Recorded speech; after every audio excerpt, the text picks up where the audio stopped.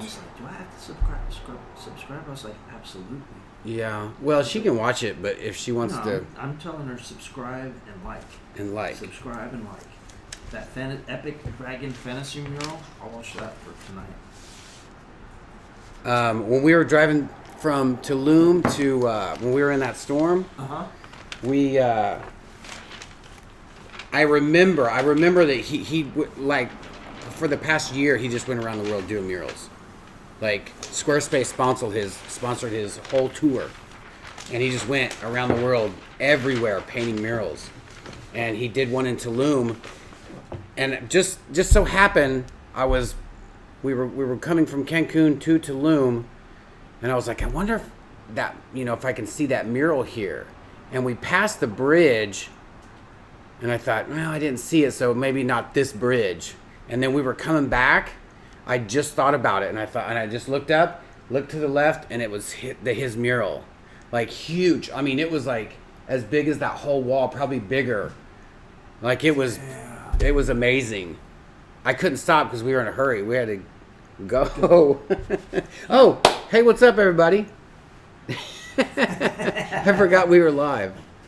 You know what, though, that's sad is, like, Dallas doesn't, I mean, you can find some, but, like, Dallas doesn't allow, like, a lot of the people that own big properties here, like, no murals, like, even oh, well, you can even see the little kid towing all the cars. Yeah. That big-ass mural was for Dart, when Dart was coming.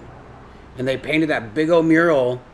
And with the little bubbles, they were going to have a little girl blowing bubbles somewhere else in the city. Okay. They cover that up with the car or iPhone ad. Yeah.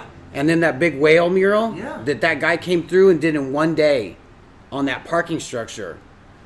That big old wall. Yeah. I guess he has just a bunch of people come and help him, but he comes to every city and he'll do a mural like that in one day. Just have people paint this much, and they have that covered. They have it covered with an iPhone ad. Like, Dallas just doesn't support that kind of stuff. At all. They don't even care. And like you know what it's... You know what, it's even sad that Deep Ellum is like, some of it's getting erased in Deep Ellum, that whole culture. Mm-hmm. You know? It's really sad. Hey, sorry guys, we were just talking about Dallas and not supporting the look of Dallas, I guess you could say. Like how Dallas could be amazing, because there's so many amazing artists here. All right, we're just gonna jump right in. We got my friend Mark Birk over here, so we're just gonna be shooting the shit and doing some artwork. He's gonna be doing a portrait, I believe, of a little child, something like that. So, all right, here we go. Let's do it. Let's get into it. Yeah.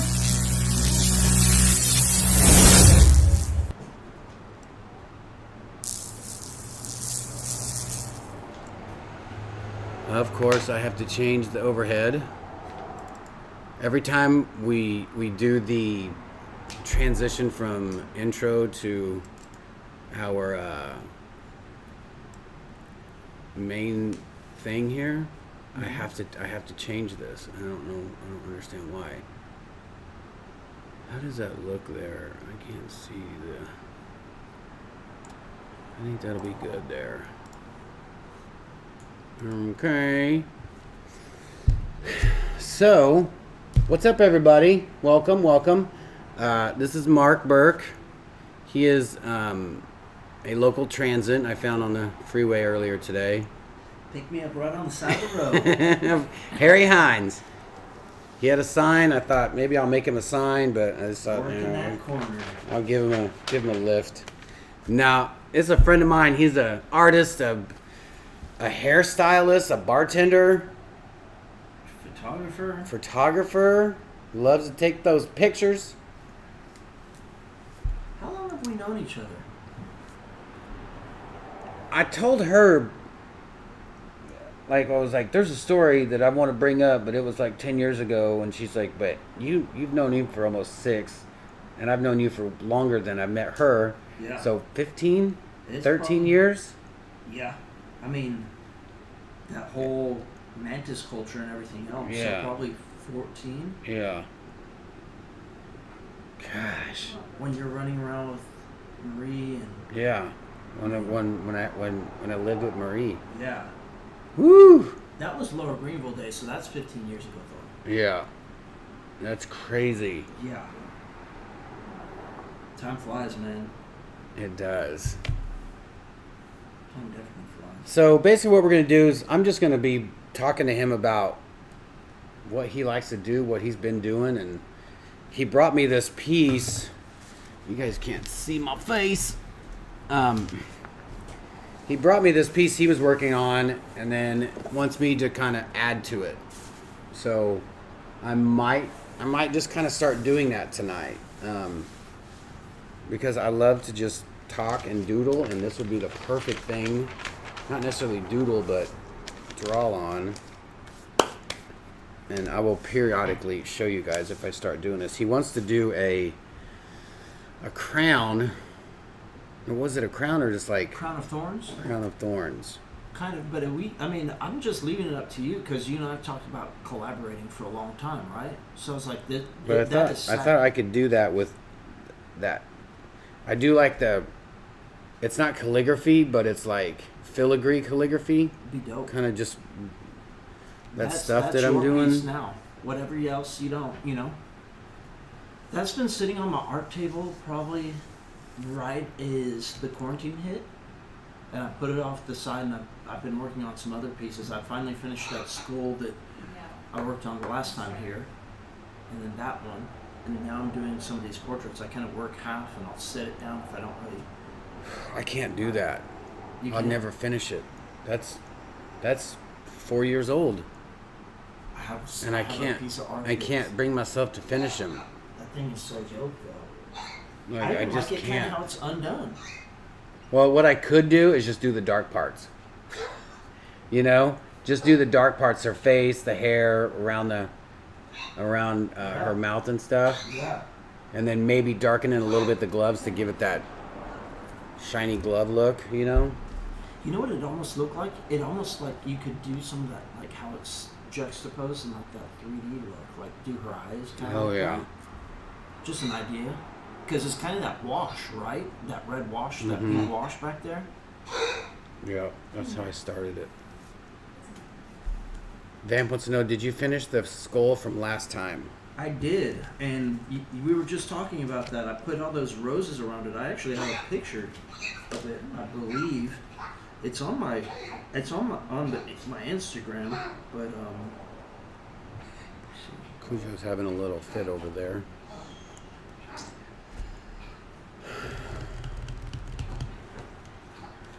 because you and I was bouncing ideas off of your head with that. It's on my Instagram. Let's see if I can pull it up. I think it's a video.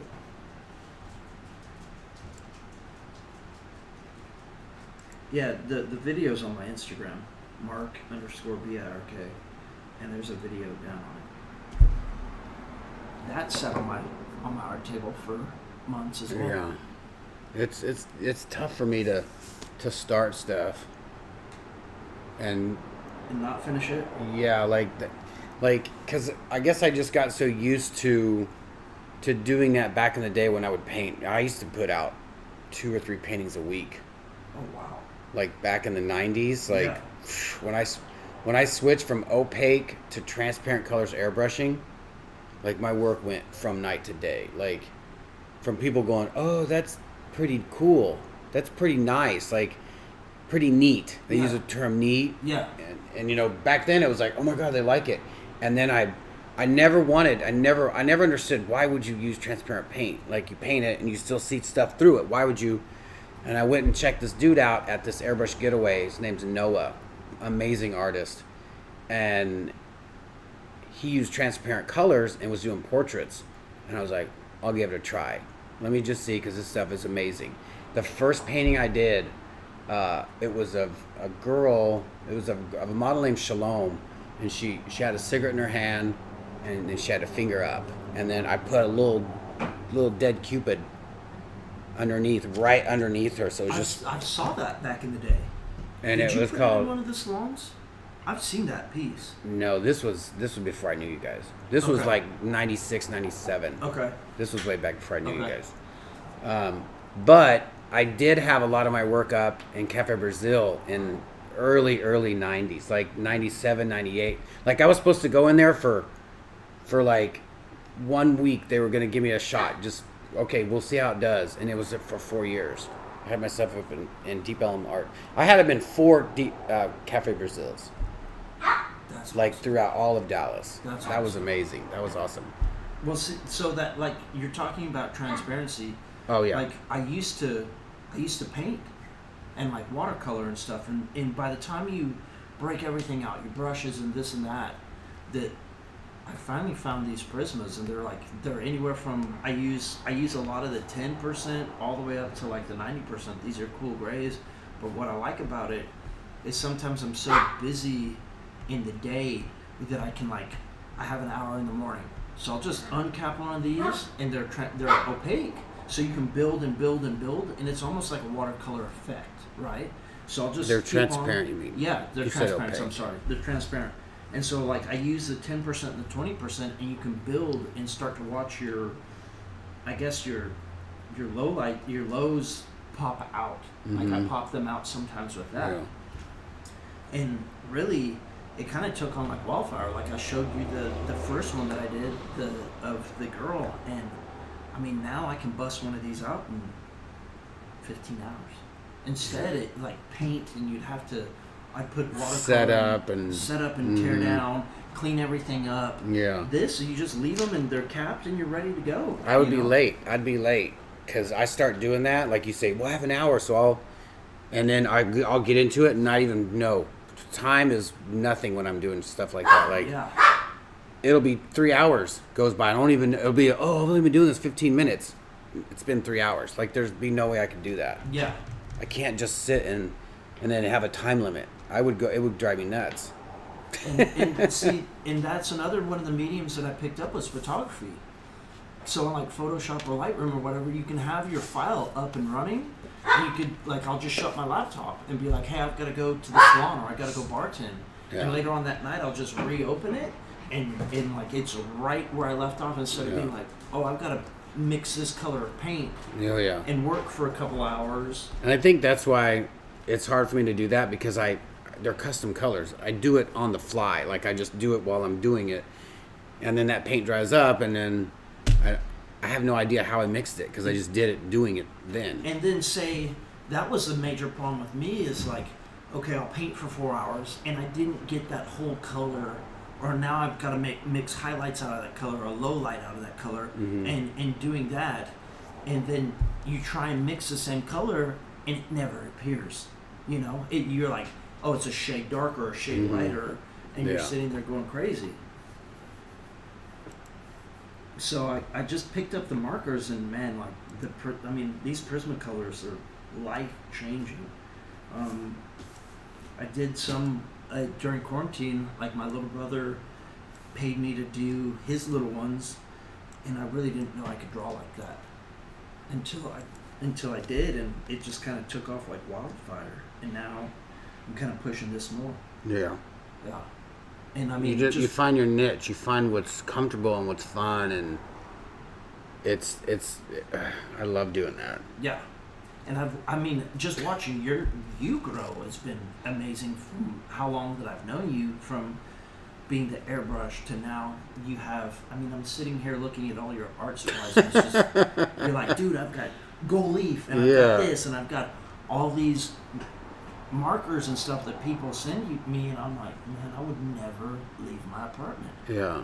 I would be like, there. What else? Like it's funny because we'll be going to bed, and all this is on, and I'll walk through here and I'll think, man, I probably should start, and then I'll be like, there's no way I'd go to sleep.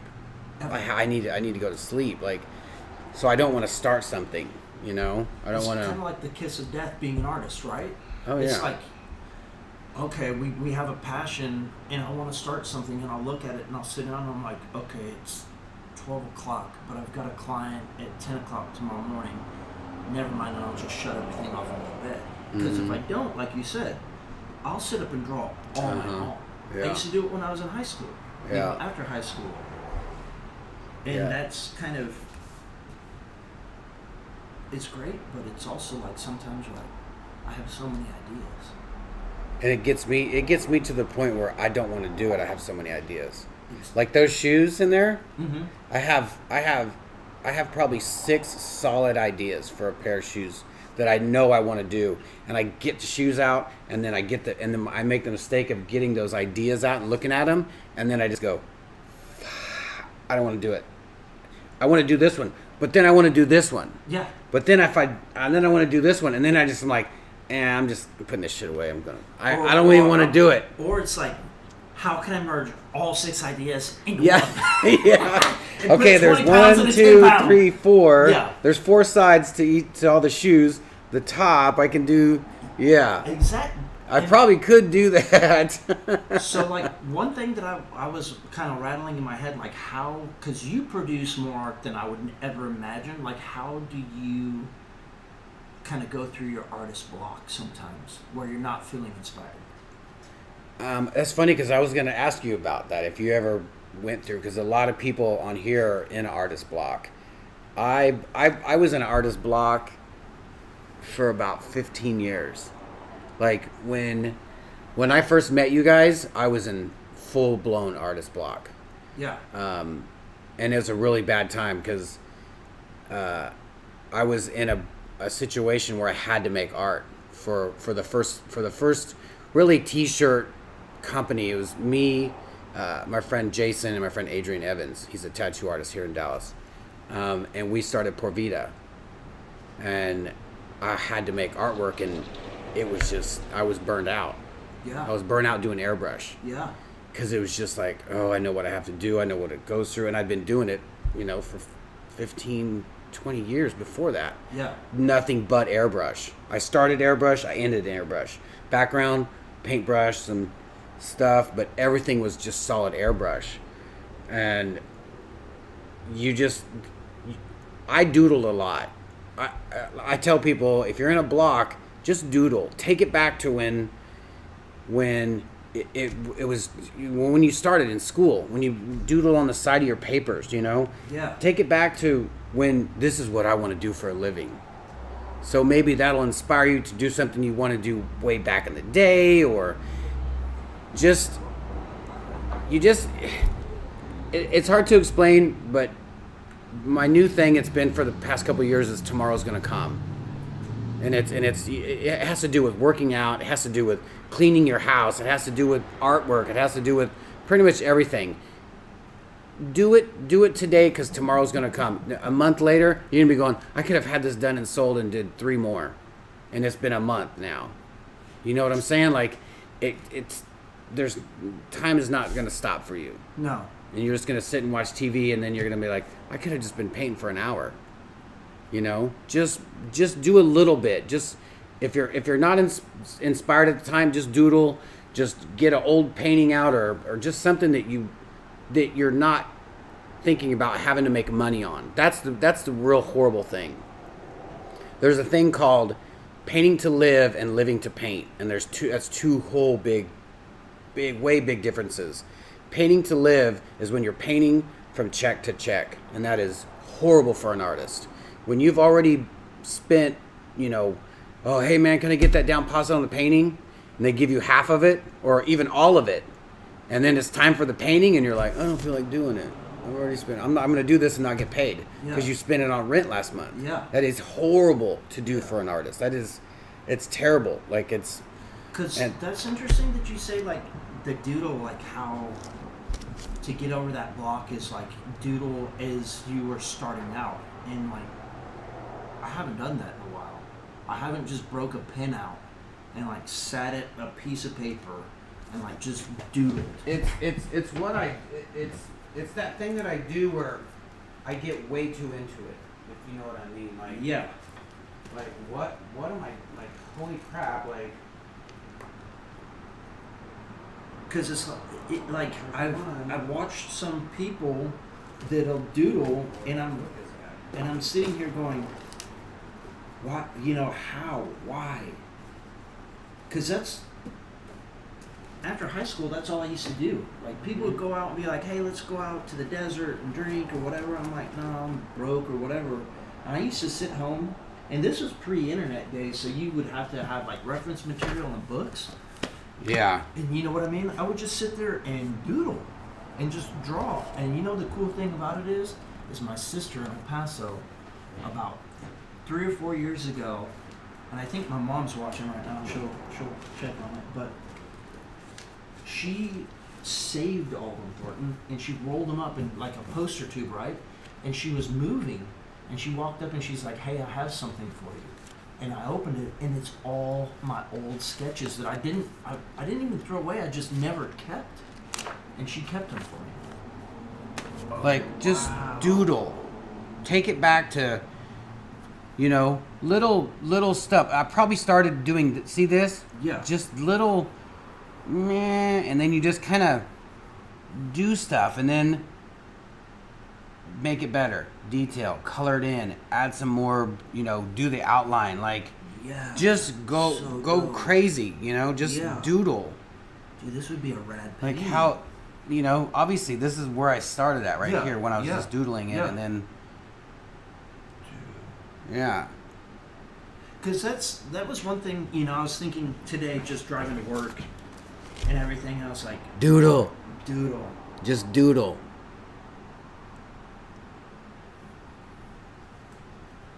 It's just and you know random stuff. And you know the cool thing about that you just touched on right now is like how social media is like they have designed it to where it's supposed to grasp and hold our attention, right? Mm-hmm. And now when I get home, my art table's set up, and like I'll toss it on YouTube or I'll toss like a podcast on, and I'll draw for a couple hours instead of being like, oh, what's new on Netflix? Yeah. What's new on the TV? Because it's like you said, tomorrow's going to come regardless. Mm-hmm. You know, so I've been trying to do a project, try and get a project done a couple weeks. You know, in a couple weeks, finish, it's done. Moving on to the next. Moving on to the next. Moving on to the next. And what I've been doing for the past probably year is just watching other people's YouTube channels that I know I'm never going to do. Like, I've tried tattooing, but I don't want to. I have no interest in it, you know, anymore. I wanted to back in the day, but I'll watch time lapse of that. Just, this is going to go off on a whole different thing. When you watch somebody do a time lapse, sorry, I'm like skipping. It basically shows how they're doing it. It shows what darkness to light or light to dark, or how they apply in a certain area and work from left to right or right to left. Yeah. And they don't even know that they're helping people, I don't think. Because it shows maybe how their hand is, you know, or how their paintbrush is, or what brush they're using, and it's basically showing you how their process is. Kind of like their fluid motion of and if you can adapt that, if you can say, man, I'd like to try that on mine, that's what I would do. That's how I started doing my watercolor stuff, is watching watercolor portrait artists. Yeah. How they're just putting down a color and then letting it dry, and then putting another color down, letting it dry and putting another color. Yeah, so is this, can you see this? Yeah, they can see that. Yeah. So this one I just finished, and I attacked it kind of more of a tattoo style. I bounce around a lot of my artwork, and I noticed that within not finishing, say like from like a tattoo perspective or something, watching those time lapses, because I do the same. Right, I'll go.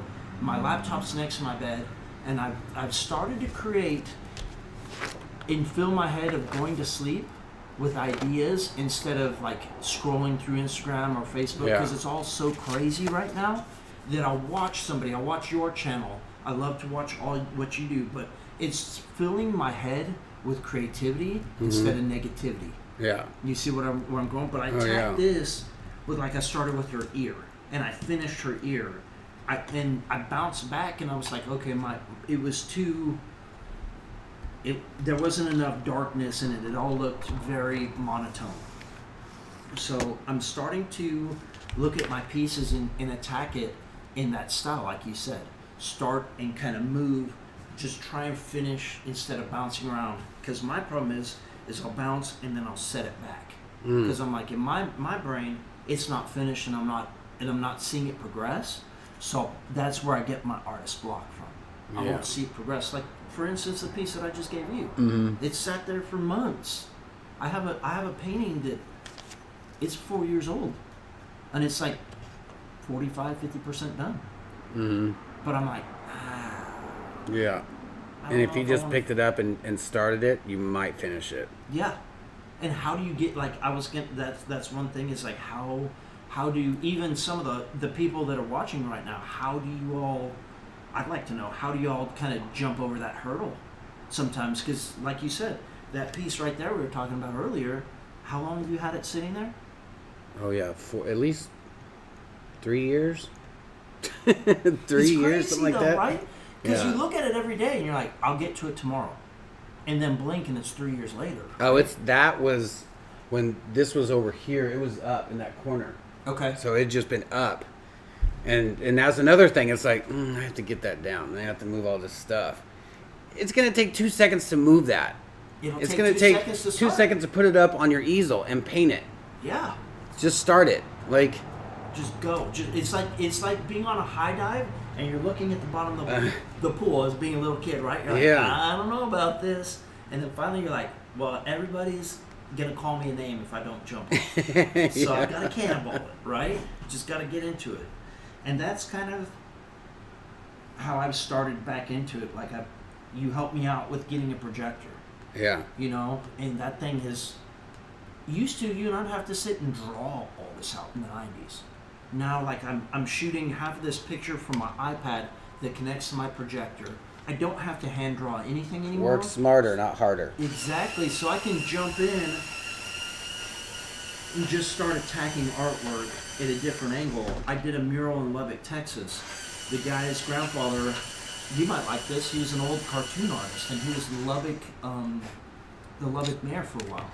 And I borrowed Kyle's projector from Barcadia. He does a lot of murals or whatever, and I took it with me, shot it up there. I painted, this wall's probably 25 feet long. I mean, I didn't paint everything, 25 feet long and 10 feet high. And I was done in a week. Yeah. I didn't have to hand sketch anything. Yeah. It's really, invest in your tools is kind of what I'm saying as well. You know, iPad, you got Procreate now. You and I have talked, I bounce ideas off of you, and you're like, try this, and it's all on layers where I don't have to break out a sketchbook. And I think that's really where I'm vibing with artwork right now as well.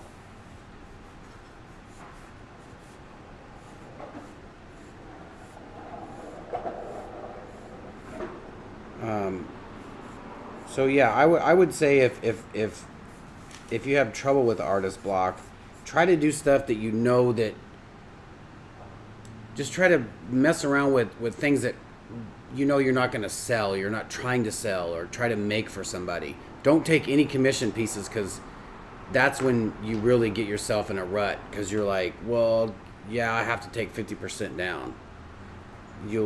It's terrible to get in that habit. I did that for so long because I needed the money, because that's how I made my money. Welcome, Mary. Well, it's kind of like that whole, you know, everybody's like starving artists. It's a fact. A lot of artists are like, oh yeah, starving. If you've ever been to the art supply store, you know this shit ain't cheap. My mom used to cringe when I'd come home in high school at the beginning of the year and show her my art supply list. Yeah. You know, even in college, sometimes I took some painting classes, and I still have those paints. But it's like $300 worth of paints at the beginning of whack, and then you have to buy this and that. And just like I was telling you earlier, I go to the local art supply store here and I buy these. Every time I walk in, it's $70 at least. And you're like, I bought 4 things. Yeah. Yeah. You know, I bought 4 things, and you're like, oh God, this is going to be even more now, you know?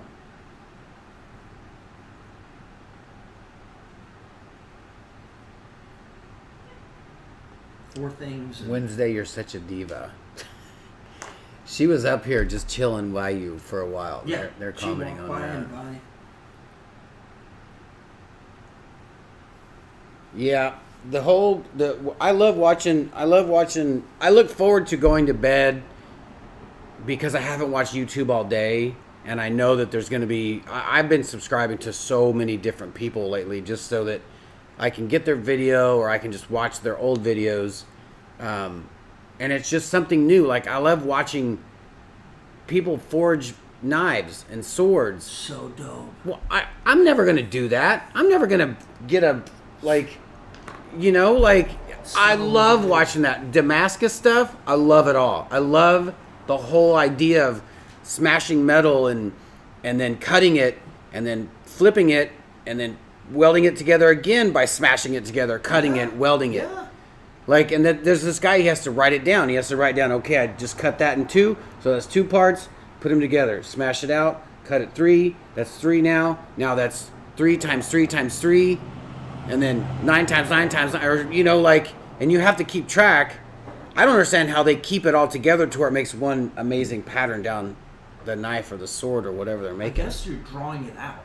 It's kind of like a sandwich, right? If we compressed the sandwich and folded it over and compressed and folded it over, and you're going to draw it out. Because by the end, I've watched it. I've watched that Forged in Fire on yeah, I watched it too. Right? And it just, like the first season, I caught just cruising channels. And I was like, no way. And they were saying... It will cut. That's all anybody wants to hear on there. It will kill. Yeah. And I love that dude, man. And the thing is that they were saying that was dying. Like blacksmiths, that whole skill. But it's cool that a lot of people have taken that and ran with it, because now you're seeing more and more knife makers, custom knife makers, custom... chef knives and this, but I feel that YouTube has, or whatever you're watching it on, has started a fire under a person that didn't think they could do it. Has been sitting there, and if they have an illness or if a loved one has passed and now they have to, they're alone and they're lonely and they've done something and now they don't know what to do, and now there's something for everybody on YouTube. Absolutely. Like there's something for everyone. Absolutely. And you could just get in there and be. It blows my mind. The stuff I watch. It's going down the rabbit hole. Right? Yeah. Because you get onto something and they're like, "Well, try this person." Or like for me, I got into photography a couple years ago and I love it, and I watch a lot of YouTubers on that as well. And it's like now my subscription list is like graffiti artists, photographers, and it's every night I check it. It's like right before I go to bed. Like I said, I fill my head with creativity instead of negative right now, and I think that's how I've survived even this year with my best friend. You knew him as well, but like out of tragedy comes greatness. Yeah. And I've been thinking like everything happens for a reason, but just even me like creating artwork now has helped me deal with like what's going on with 2020, or everything like that. Dude, everybody's just like going crazy about YouTube and their blocks, and I like to watch men shoe horses. It's dope though, huh? All of it, like it's crazy. It's insane that because Polymer clay. Yeah, back in the 90s, like you can learn anything on that platform now. You can learn how to change your brakes on your vehicle. You can learn how. Yeah. Like my brother-in-law in El Paso, his. How do you bleed your brakes? Yeah, somebody's going to show you how to do it. Yeah, we found it on YouTube. Yeah. We fixed his pool via YouTube. And it's like the amount of knowledge now out for free. Like when you and I were growing up, we'd have to pay top dollar to learn stuff, right? And now it's at your fingertips, and it's amazing. You could have a sketchbook with this iPad. Yeah. I have a sketchbook with this iPad, so I'm going to Breckenridge. I've got a commission piece that I'm going to be doing. I'm going to sketch the whole thing on a picture that I took. Yeah. And it's like I don't have to have a pencil and a sharpener and a piece of paper. It's all combined, and I'm like, dude, if I would have had this in high school, holy smokes, like it's unreal that the amount of knowledge that is for free on the internet. And I hear a lot of people not taking advantage of it, and that's what's really sad. I taught myself how to do photography on YouTube. Thank you, Burger Star. I say Burger Star, Burger Shay. Last time that meant we took shots of Fireball. Yeah. Last time was a lot of fun. Yeah, can't do that. I want to do something on this, man. Do it too. I don't want to get it dirty. But you know what? Also, it's cool that like you and I can sit here and talk about a platform like that, you know, and like just have a conversation, and then like you said, people are going crazy on what they like to watch, and it shows the love of like this free platform that you can go on and check out just whatever hobby you're into. The hobbyists have come alive because of a platform like that. Right. And that's what I find is If cool. if you're thinking about it, if you're like, I'm scared to do it, I don't even want to do it, go watch a YouTube. Go watch anybody do it on YouTube, and just to get an idea of what it's like. Yeah, they might have some tips, right? Fall asleep watching it, and you could dream about it. Yeah, and then you never know. Wake up the next morning, and you're like, I've thought about art pieces from just watching you create something. I watched some of your videos, and I'm like, oh, that makes sense. That's rad. That makes sense. That's awesome. You know, in who knows, you might be helping people. You never know. You know what We've I mean? gotten some letters from people that are very touching and very, like, never in my wildest dreams that we would think that we would get some of the letters that people send us. That's awesome, man. From that have that, you know, lost loved ones or have a terminal disease, and they watch our videos and they got into resin, and it's, I mean, she can't read half the letters sometimes that people send her. Like, it blows my mind. Like, we never thought we would be doing something like this. It's crazy. Because we were even talking about how it started earlier, like how your store started and how this and how that started, and like I told you, it's like I'm honored to even sit here because it's like you have exponentially grown, and it's not only you have now an identity online that helps people create their artwork.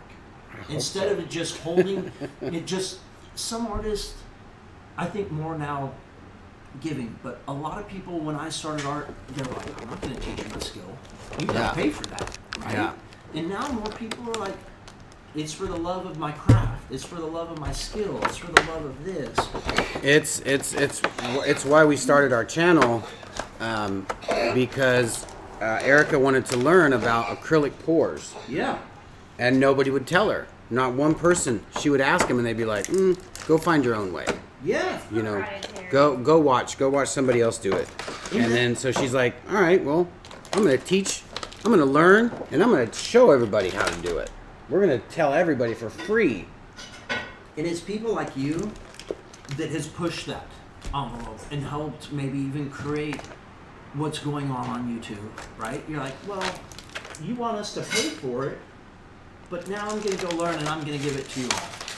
And that's what I find is rad. And people ask us, do you guys have a Patreon? You should do Patreon. I'm like, I don't want to do a Patreon to charge people. This is what would have to happen. We do this every single day, right? Yeah. So what we would have to do is not tell everybody how we're doing it, you know, what supplies, what techniques, all that. Still do it, then make a whole nother video for somebody that's paying $5 a month or 15 or whatever it is. Then we have to do all this other, all more artwork just for that person. And you'd have to edit it. Uh-huh. And it's just too much work. It's like I always say, it's easier for me to show you how to do it than give you a price to teach you how to do it. It's way easier I'll show you, I'll tell you. I don't care. If you do it better than me, give me some credit. Yeah. That's it. Yeah. Just say, hey, this is who taught me this. Yeah. You know? You know what that giving sense is like. For instance, I was waiting tables. I graduated from the Art Institute, and I was like, okay, I'm looking for a job, and how I kind of started bartending was, like, I got drunk one night and I showed up late for work. you know, and they're like, well, we're not making you a bartender. I was like, well, I know I'm going to go ask one of my friends, if I work his shifts on Monday night for free, will you teach me how to bartend? Guess what? 7 months later, it's bartending. Making really good money. And that was like 17 years ago at least, if not more. And I've made a ton of friends. I wouldn't have met you. Yeah. You know? And it's like, where there's a will, there's a way. Yes, sir. Like that.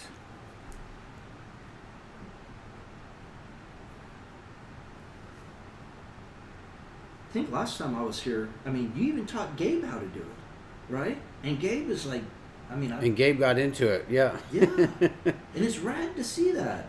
It's really cool to see somebody pick up kind of that whole mentality, and you're like, oh my gosh, I've just given you a gift, and they just take off with it.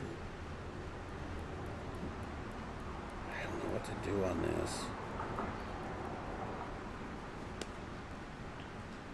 I love how light this is, though. Like, this is barely like that. I'm scared to even draw on this. Dude, just... Thank you, Booger. Deborah says, that's the exact mind frame in tattooing. They make you lick boots until they are tired of you, and then teach you as they feel like it. It feels y'all's pain. I mean, I went down that rabbit hole as well. And you know what it was? I was learning how to tattoo. And there's a lot of backstory to this, but I can't sit and draw something that I don't want. Like, that somebody's like, well, I want it this way. And Yeah. I'm like, well, visually, in my mind, you came to see me, and they're like, nope. And I'm like, well, nope, sorry. Sucks to be you, because I'm not doing it. Right, and I never understood that when I first started airbrushing, where I would see somebody's business card that says commission pieces, no commission pieces, and I always thought, why would somebody do that? Why would they not want to do? And then I started doing it for 15 years, and now I'm like, I don't want to do commission pieces. I don't want to. You came to me for your artwork, for what you like, what I do, and now you see I do portraits. Now you want me to do a landscape on your garden wall. I'm like, do I do that? Do I? Have you ever seen me do a landscape? Yeah, yeah. And then it's like, you need the money, and you're like, all right, I'll do it because I need the money. That's horrible. That's a horrible idea. And you break open that Pandora's box, and then you find yourself halfway through this project, and you're like, I hate this. Yeah. Or it's like graphic design. I went to graphic design school, and I found a couple commission pieces, and I started doing that. And the guy hit me back up, was like, well, I want it in this color. I was like, well, these are the three, colors that would work with this. And he's like, well, change this and change that. I was like, you know what? Why don't you just download Photoshop and Illustrator and do it yourself? Yeah. That's what I finally said to the guy. I was like, I'm not doing this because you came to me. Yeah. And I feel that that's where it's kind of that it's a fine line, slippery slope, right? You're like, I need that money. Mm-hmm. But then you came to me as well. Like, how do you, it's kind of like grabbing the bull by the horns in a china shop. What you have to do, what I found out is, for one, you have to listen to the person, how they talk to you. If they say, well, this is what we want, and it should only take you this long, and if you want, we can buy the materials, and then right there, I've stopped listening to you at, it should take you this long. No, I'm not even going to deal with you. I'm going to let you talk. Yeah. And then I'm going to throw you a number that you're going to have to decline. And if you take that number and you say, fine, then I'll do your artwork. You give them some ridiculous number, and they're like, okay, let's do it. And then you think to yourself, I could have doubled that. And then you kick yourself in the butt, and now you still have to do the thing because they're going to give you a deposit. Yeah. So like you're talking right now, right? Lubbock. I shot the guy. It was 3 chickens and then his grandfather's artwork, and I was like, he needed a estimate to where the Lubbock was giving him 20 to 30% of whatever he was spending on this building because they're trying to revitalize some of the places that he's putting his business at. Mm-hmm. So I was like, oh man, that's a question that I had for you. How do you price your artwork? You know what I mean? Like, it's, because it's all time. You have a skill, I have a skill, they want our skill, right? Now it's just our time.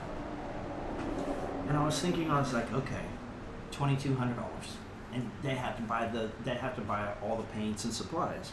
And they bid at it, and so I drive to Lubbock, I'm sitting in my brother's, and he's like, well, you should have done that thing for $4,000. And I'm like, he's like, he would have paid it. And now you're going, damn it. Yeah, you can't. That's another thing. You don't ever do shoulda, coulda, wouldas. That's so that'll kick yourself in the butt. But then again, I think, just like you said, it's being a seasoned artist, and you kind of like, now you're like, I don't do commissions. Yeah. And you're knowing now, like, me doing that mural, it's like, is that wall, I had to spend a whole day prepping that wall.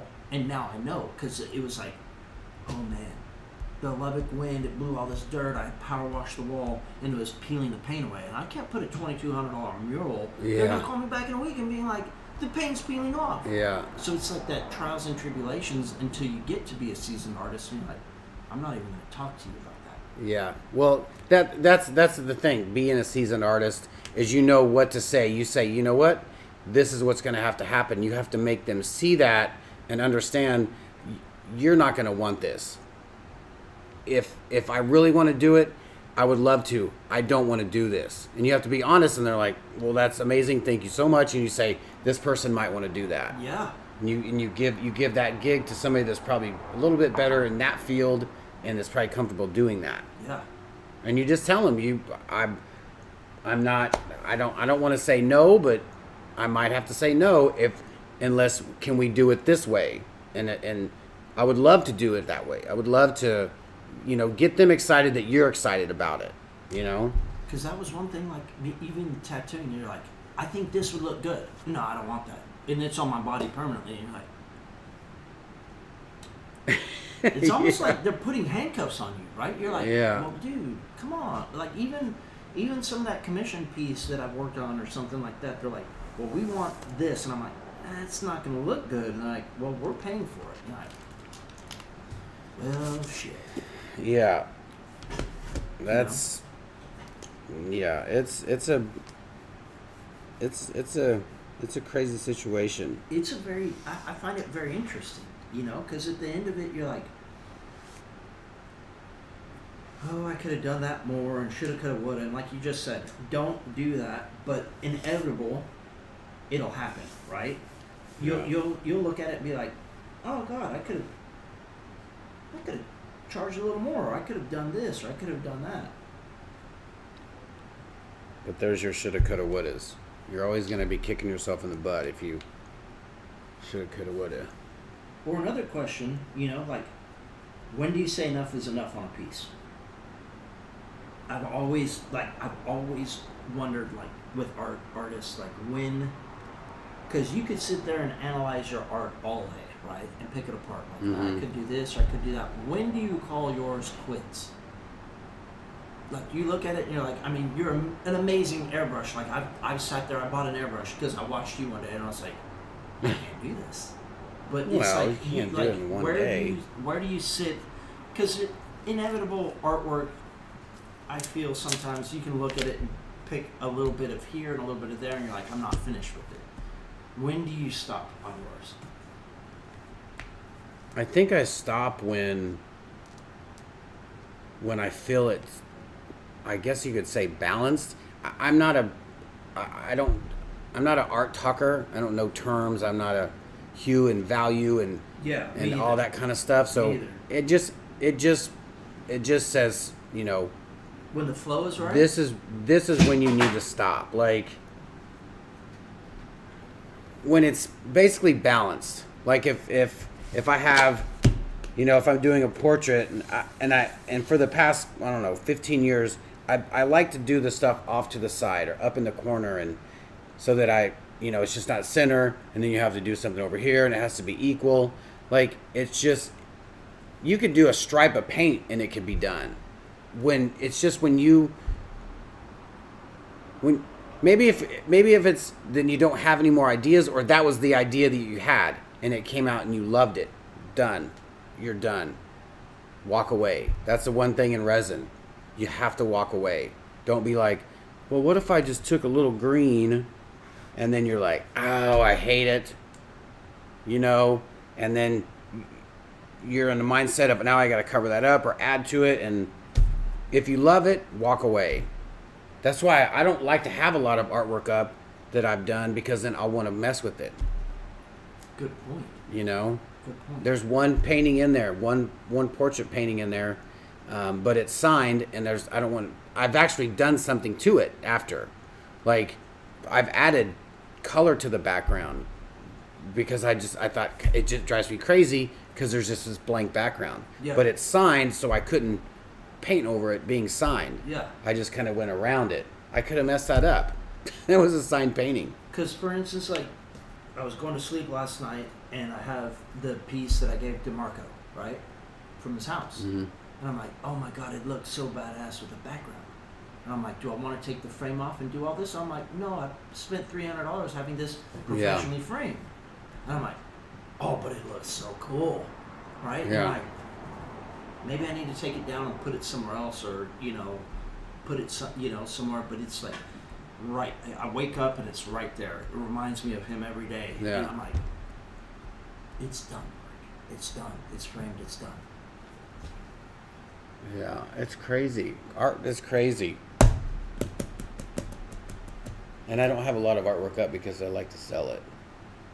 That's the thing too with me, is if I have artwork up and it's finished and I know it's finished and I've put it up for sale and it doesn't sell, that drives me insane. Then I want to add to it.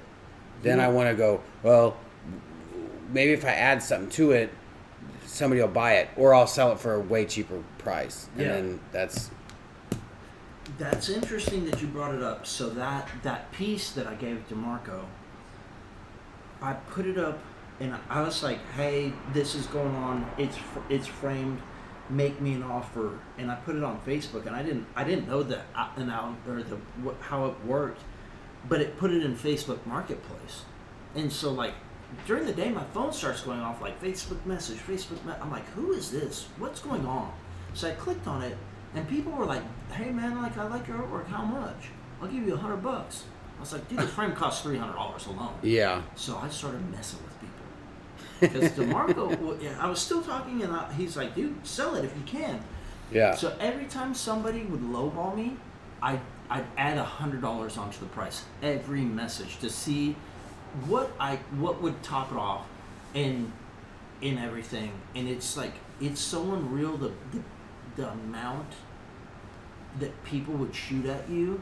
It's like almost to where you're like, man, if I ever saw you on the street, I'd punch you in the face. It's insulting, yeah. I'd punch you in the face. Yeah. Because I spent 30 hours or 20 hours on this, and then I framed it, and it's a custom frame. Yeah. And it's to the point where you're like, that's insulting. Uh-huh. Yeah, I've not taken a job.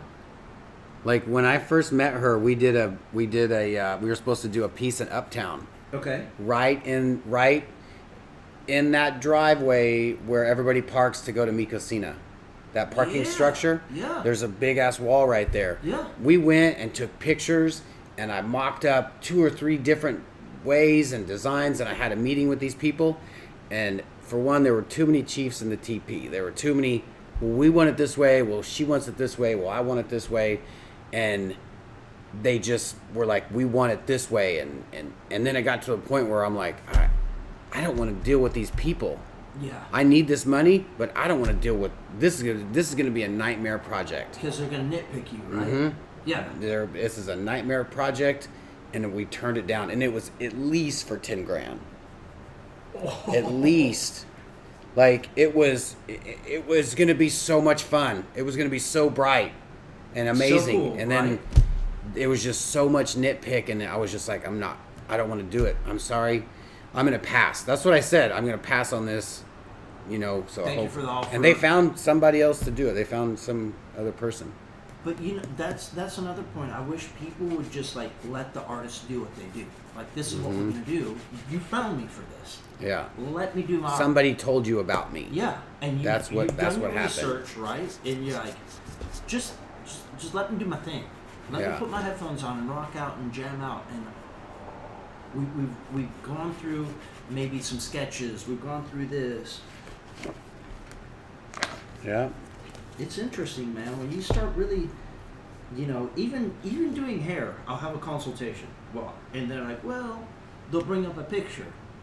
I like this girl's hair. Well, you don't look like that girl, and it's Photoshopped. Mm-hmm. And there's a professional photographer.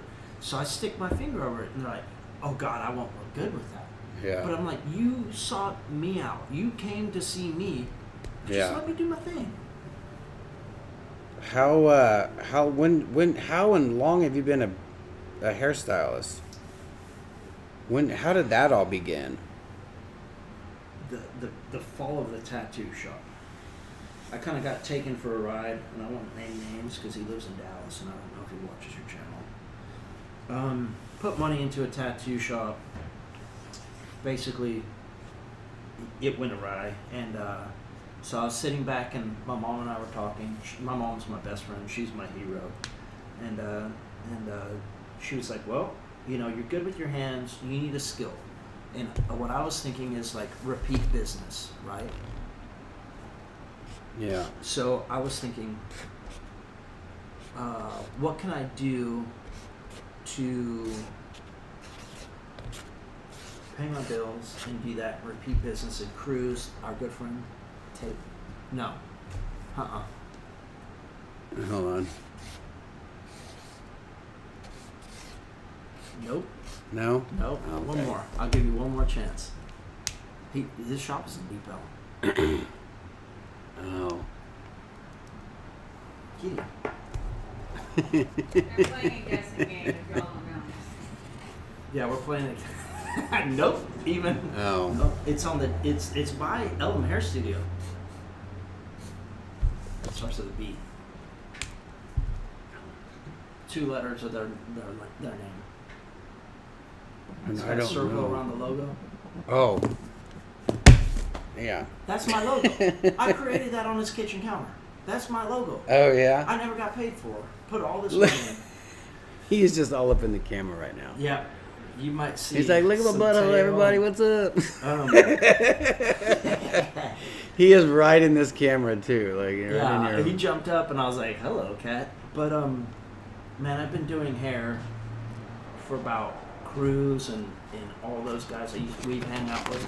Really got me into, I had wild and crazy hair back then. I was like, I can do this, got skills, and lo and behold, 12 years later, I'm looking for kind of a way out almost. And so I got approached to do a brewery and distillery, and God rest Marco's soul. That kind of COVID hit and kind of took all that out. So now I'm back at the drawing game, and kind of I always resort to art. Is the cat gonna jump up? No. But I hope not. I'm glad I didn't see him do that because That kind of freaks me out. well, he's fine here, but this towel was up here, so he could have slid off there. That's why I didn't know he was going over here. He walks along this thing right here. It freaks me out too, but Well, he jumped up there, and I was like, oh, he knows not. He no. knows. Can you just not be right there, mister? Yeah. Thanks. So long story short, I've been doing it for 12 or 13 years, and now I'm back at, it's kind of weird, my life always goes back to square one. Artwork, your skills. Art is your first love. Yeah, so I'm kind of thinking about doing more of these portraits and trying to start maybe that as commissioned, where I can use my photography and go shoot pictures, and then take my high-res pictures and do custom artwork for people. Because I see everything. I feel when I look at color, it's too much going on for my eye. So I've resorted back to black and gray. That's how I've always drawn. Yeah. That's all my classes. So like these finding these markers was like just a massive brain. Like the light bulb turned on and it exploded. Yeah. but I want to try some. I want to get into oil painting. I feel like black and white oil painting. I tried. It's a lot. It's a whole yeah.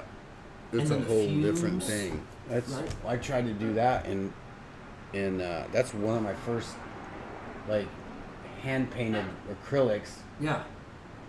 And I tried to do it in oil, and it was just that's one of those where you definitely have to learn what it does first before you do it, like, because it was so frustrating.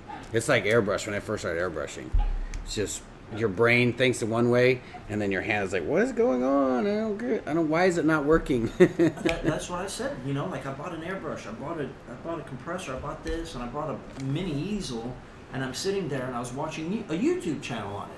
Well, like do strokes and like this and that and the other, and I looked at it at the end and I was like,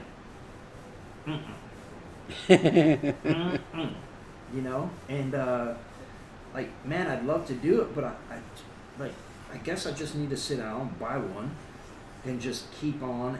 And it's all repetitious, right? Art is like, okay, we started drawing stick figures when we were younger, and then it transcribed into this, and really, my art didn't take shape until junior high. I had this amazing art teacher in Thornton. Like, have you ever seen those burlap sack pillows that you would like use to like you would use yarn and you'd create like a Oh yeah.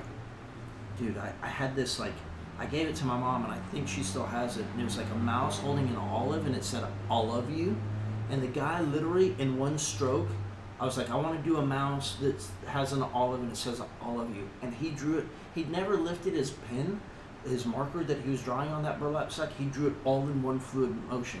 Like it was the guy. You could be like, draw me a skull. One fluid motion on the chalkboard, and he'd always have his like way out here, and he'd just draw like that in one fluid motion, and you're like, yeah. oh my god. And he was older than dirt. He probably drank a fifth of scotch every day, or I don't, you know, or something. But like older. But man, the guy, and he started us on perspective drawing. Draw a building and get your kind of this, and you can break it into a cylinder, and then you can break it into that, and it was like a wildfire. And I had some artist block for, man, how long? Betterment of 12 or 13 years, and then I'd pick up a piece and I'd put it down, and I'd pick up a piece, and I think photography and really not drinking for about 7 months really kind of started that fire over again. Yeah, that definitely will hinder your You and motivation. I've definitely gone down that rabbit hole a couple of times.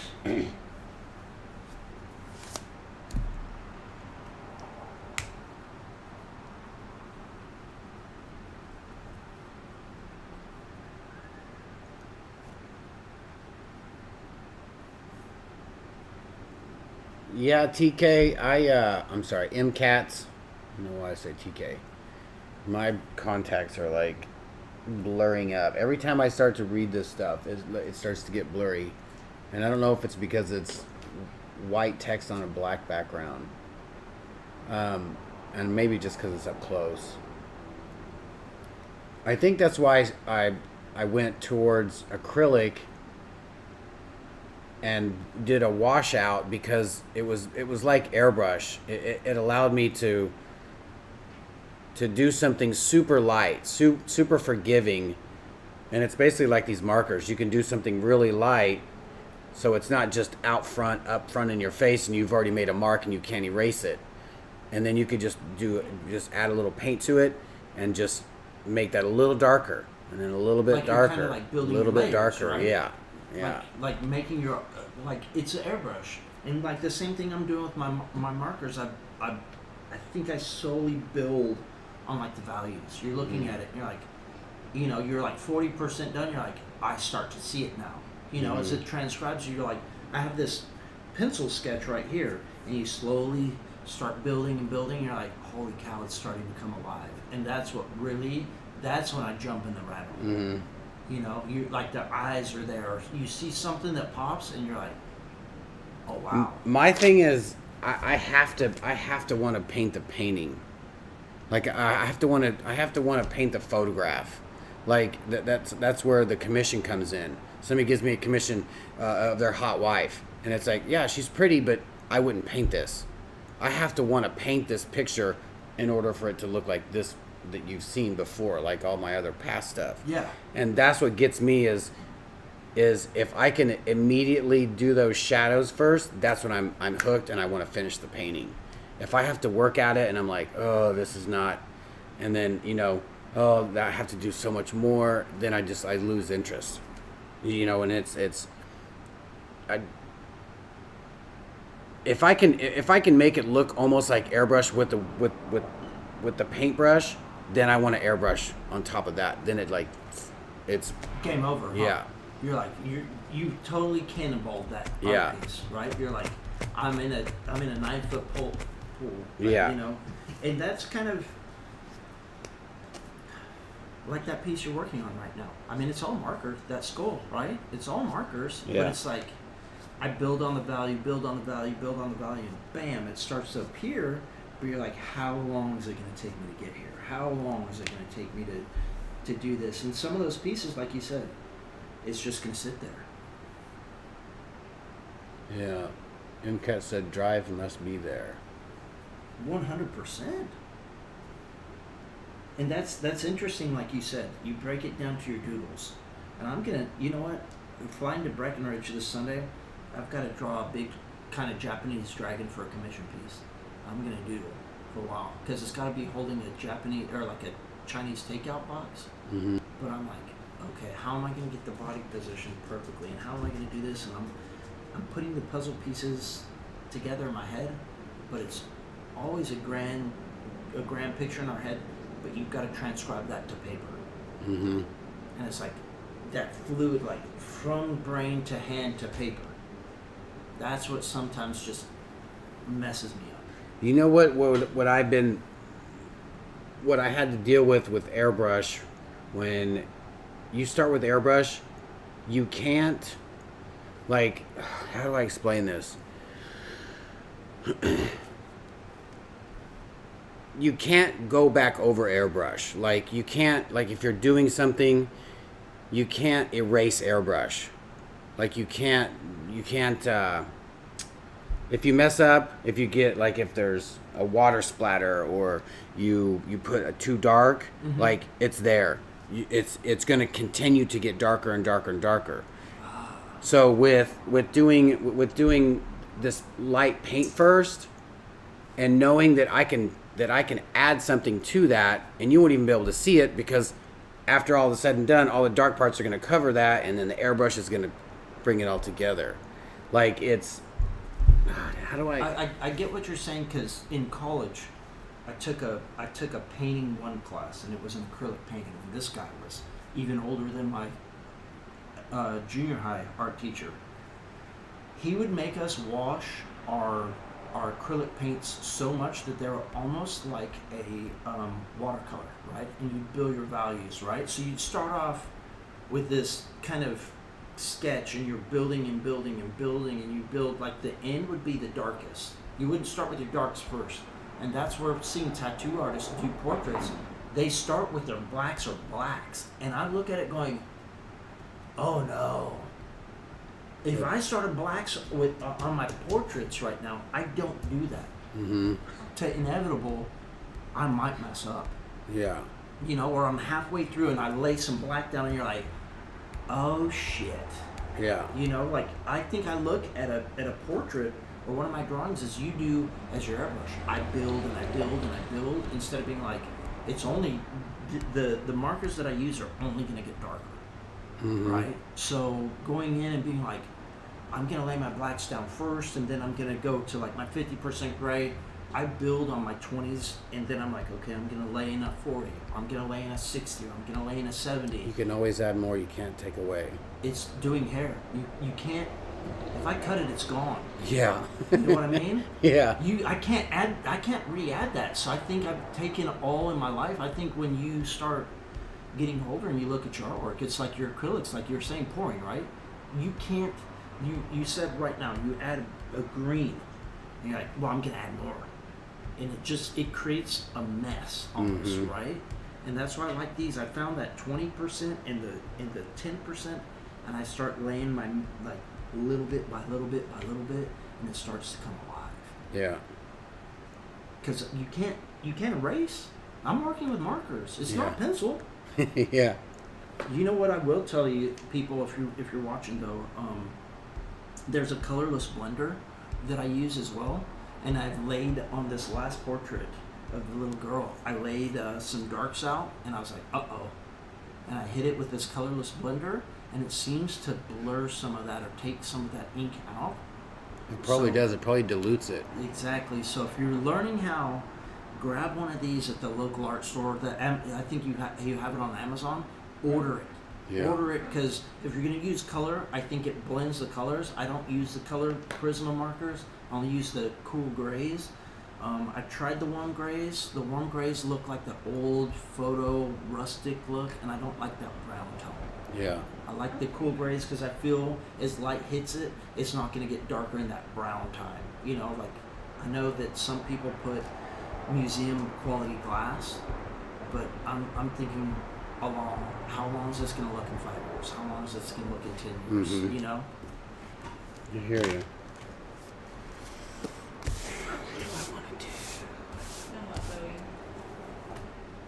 How long has it been since you've done a mural?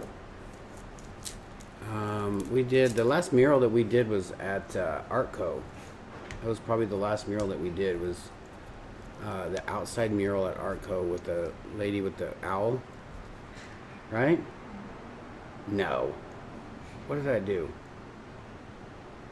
Somewhere else? Where's it? No. I've been to Artco. Where's it at? Is it in the back? Outside. It's when you walk out to the back. Like when you come into Artco and there's the bar, and there's a door that goes out to the side, or you can go all the way through and then you go out to all the way to the back. Yeah. If you go to this first door out, it's on that wall right there. I'm gonna go take a picture of it. It's where you can buy beer at the window. Okay. Because it's like cool, that place, I mean, it was right across the street from LM Hair Studio where I was there. And I just watched murals and this and that, and I'm like, I love that. Like, I wish we'd have like an art, like Miami does, like an Art Basel or something like that, of like a full week of awesome DJs, awesome music, and then people mural buildings and come in and show their artwork. Like, Dallas has nothing, like, we have so many people that buy art. You know, and you know what? So much what really pisses me off about Dallas is they bring in other artists. They bring in other. I love that they brought in Dan Kuchner. I think that's how you say it, Kuchner or Ketchner.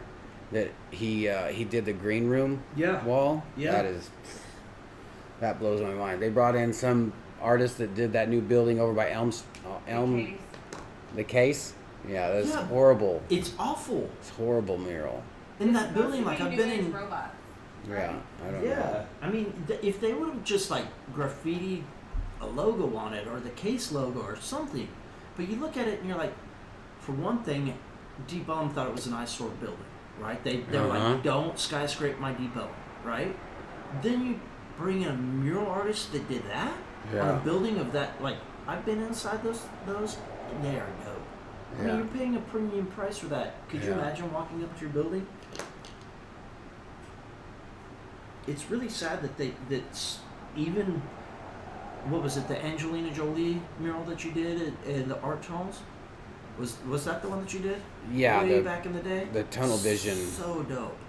Tunnel Vision. That was so dope. That was almost a nightmare mural. It was so clean though. And then it the was city fun. of It Dallas was was cool. like, buy Art Tunnels. Because of Dart. Because you couldn't. It wasn't structurally sound. Yeah. And then the water would actually. It would flood. It would flood. It would flood right there. But all that artwork was like premium. I know it. It was so dope. I know it. And they changed it. I had 2 murals before that on there, I believe. I think maybe 2. And they do it every 2 years or so, 2 or 3 years, Tunnel Vision, and they'd come in and change some of the murals. That was amazing. Somebody needs to buy some property in Dallas and be like, we're just gonna let muralists come by and like do their thing.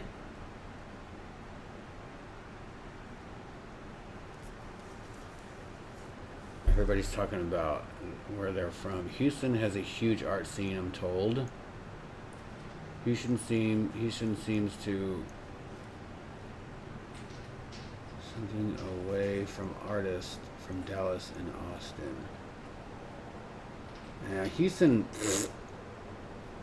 I love Austin. Austin is pretty amazing. It's funny, my hometown Wichita, they're all about art now. Like, I moved away in like 92, 90. Wichita Falls? No, Wichita, Kansas. Okay. And they have murals everywhere in Wichita. And art is cool and it's relevant, and I love seeing that in such a small town. Because it's like, you know, I was telling you earlier, I watched the Yellow Wolf documentary yesterday on YouTube, and one of the guys that he's really cool with is a white muralist that grew up in Atlanta, and he was hanging around in an African American community, but he brought like music and art together, and they kind of bridged that gap. And like, I feel that sometimes it's like, oh, I'm a muralist. They're like, well, you can't paint my building, and you're like, dude, you don't even know what I do, and it's like, so just shut off. Yeah. It's like, oh, you're a tattoo artist, shut off. Oh, you do this, shut off. Yeah. You know, oh, I'm a DJ. You're like, oh, you create sounds? You know what I mean? It's like, what? I don't get that subculture of people that, like, shut their minds to people. It blows my mind in 2020. Or it's like moving back to El Paso to go to hair school. I got my neck tattooed. And people are like, oh my God. Or like, I play golf. I'm an avid golfer. Yeah. I love playing golf. I've got a dear friend that I go play once a week. And my dad's a member at El Paso Country Club. And I was there for the 4th of July. I went down to help my little sister with the COVID and help take care of her kids. And I walked in the pro shop, and I knew the assistant pro. I was like, hey, I need a bucket of range balls. I'm going to go hit. And he's like, can I help you? Like, really, like, what? Tommy Lee's walking in. Yeah. You know, and you're like, bro, my dad was an ex-golf pro. Give me this. And it's like that whole judge a book by its cover. It just wears me out now. They pretty womaned you, huh? Yeah. They pretty womaned you. Yeah. There you go. There you go. And then you could tell, like, I played that round, but I was hitting range balls, and I walked back in, and I was like, yeah, man, I need something else. And the guy's like, oh, you know how to play golf? I'm like, well, why would I be here? Yeah. Yeah, moron. You know? Like that whole, oh, I'm an artist. Oh, well, what do you do here? Yeah. No. Did you learn this while you were in prison? Yeah, or like you draw that tattoos, yourself? Like, yeah. Did you tattoo yourself? Yep. It's like, why can't we just do our own little thing? And Yeah, it's a good time. or it's like the tennis shoes that you want. You know what I mean? Like, somebody had to create those, right? Yeah.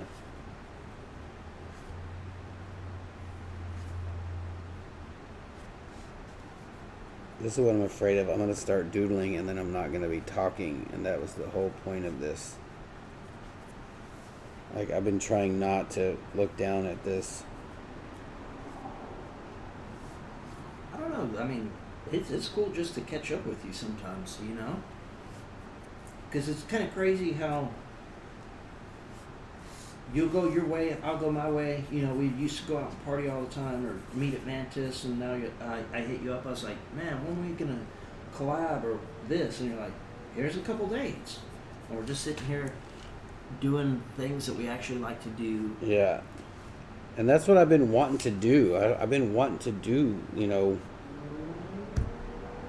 it's, everybody's busy, or, you know, I get it. I understand. Everybody's growing up now, you know, like. Oh, yeah.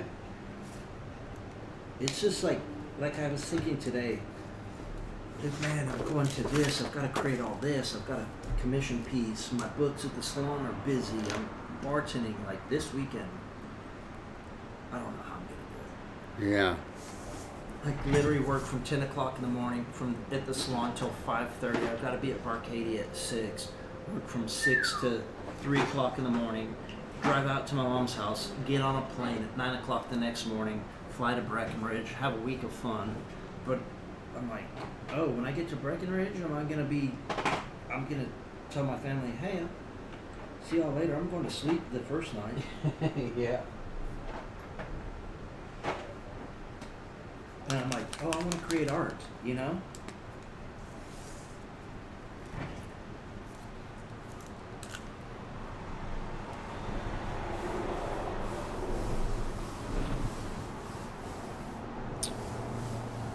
I'm trying to get something, or I want to try to do a starting point to this.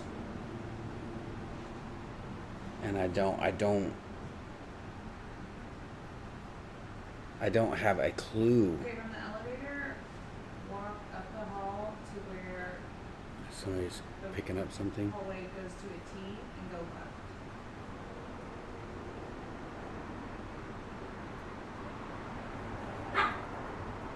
Yeah.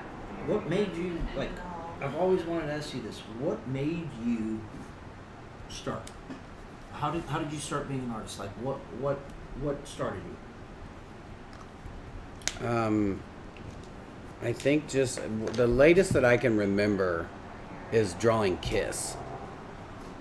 I loved Kiss, you know, Yeah. back in the 70s. Like, Yeah. my brother's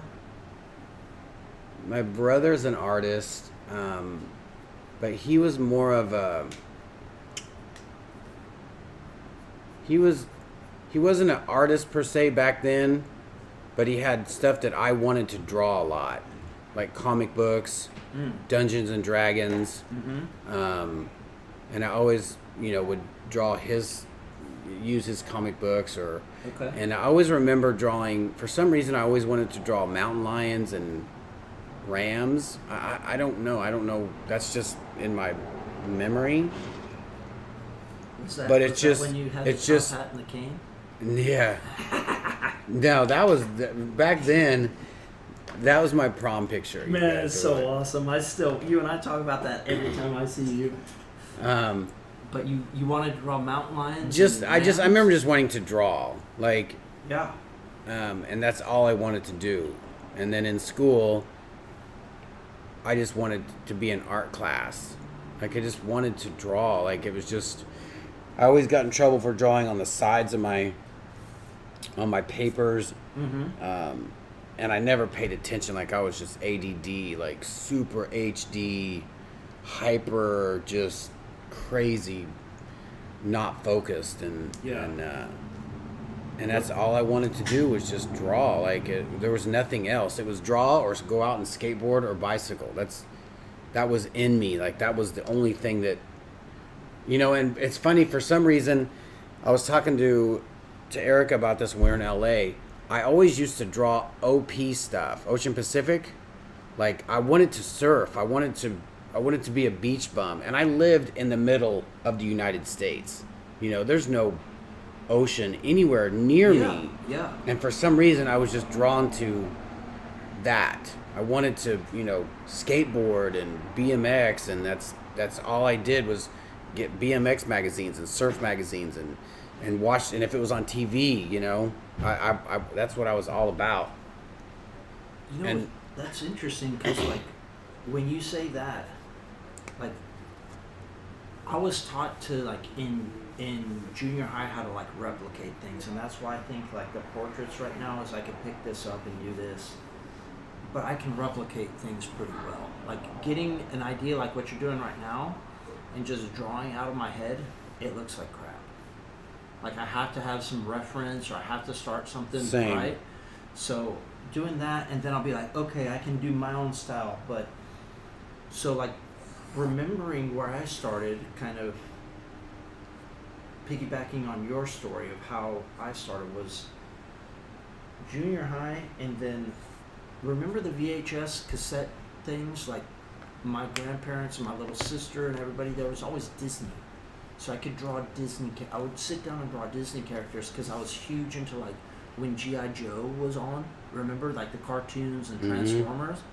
I thought I wanted to be a cartoonist. Like I wanted to do that. Like cell animate and draw like all those crazy comic books and this and that. And then I finally started drawing it and I was like, you draw this thing barely moving again and again and again, you know? And I was like, oh no, I'm not gonna do that. Yeah.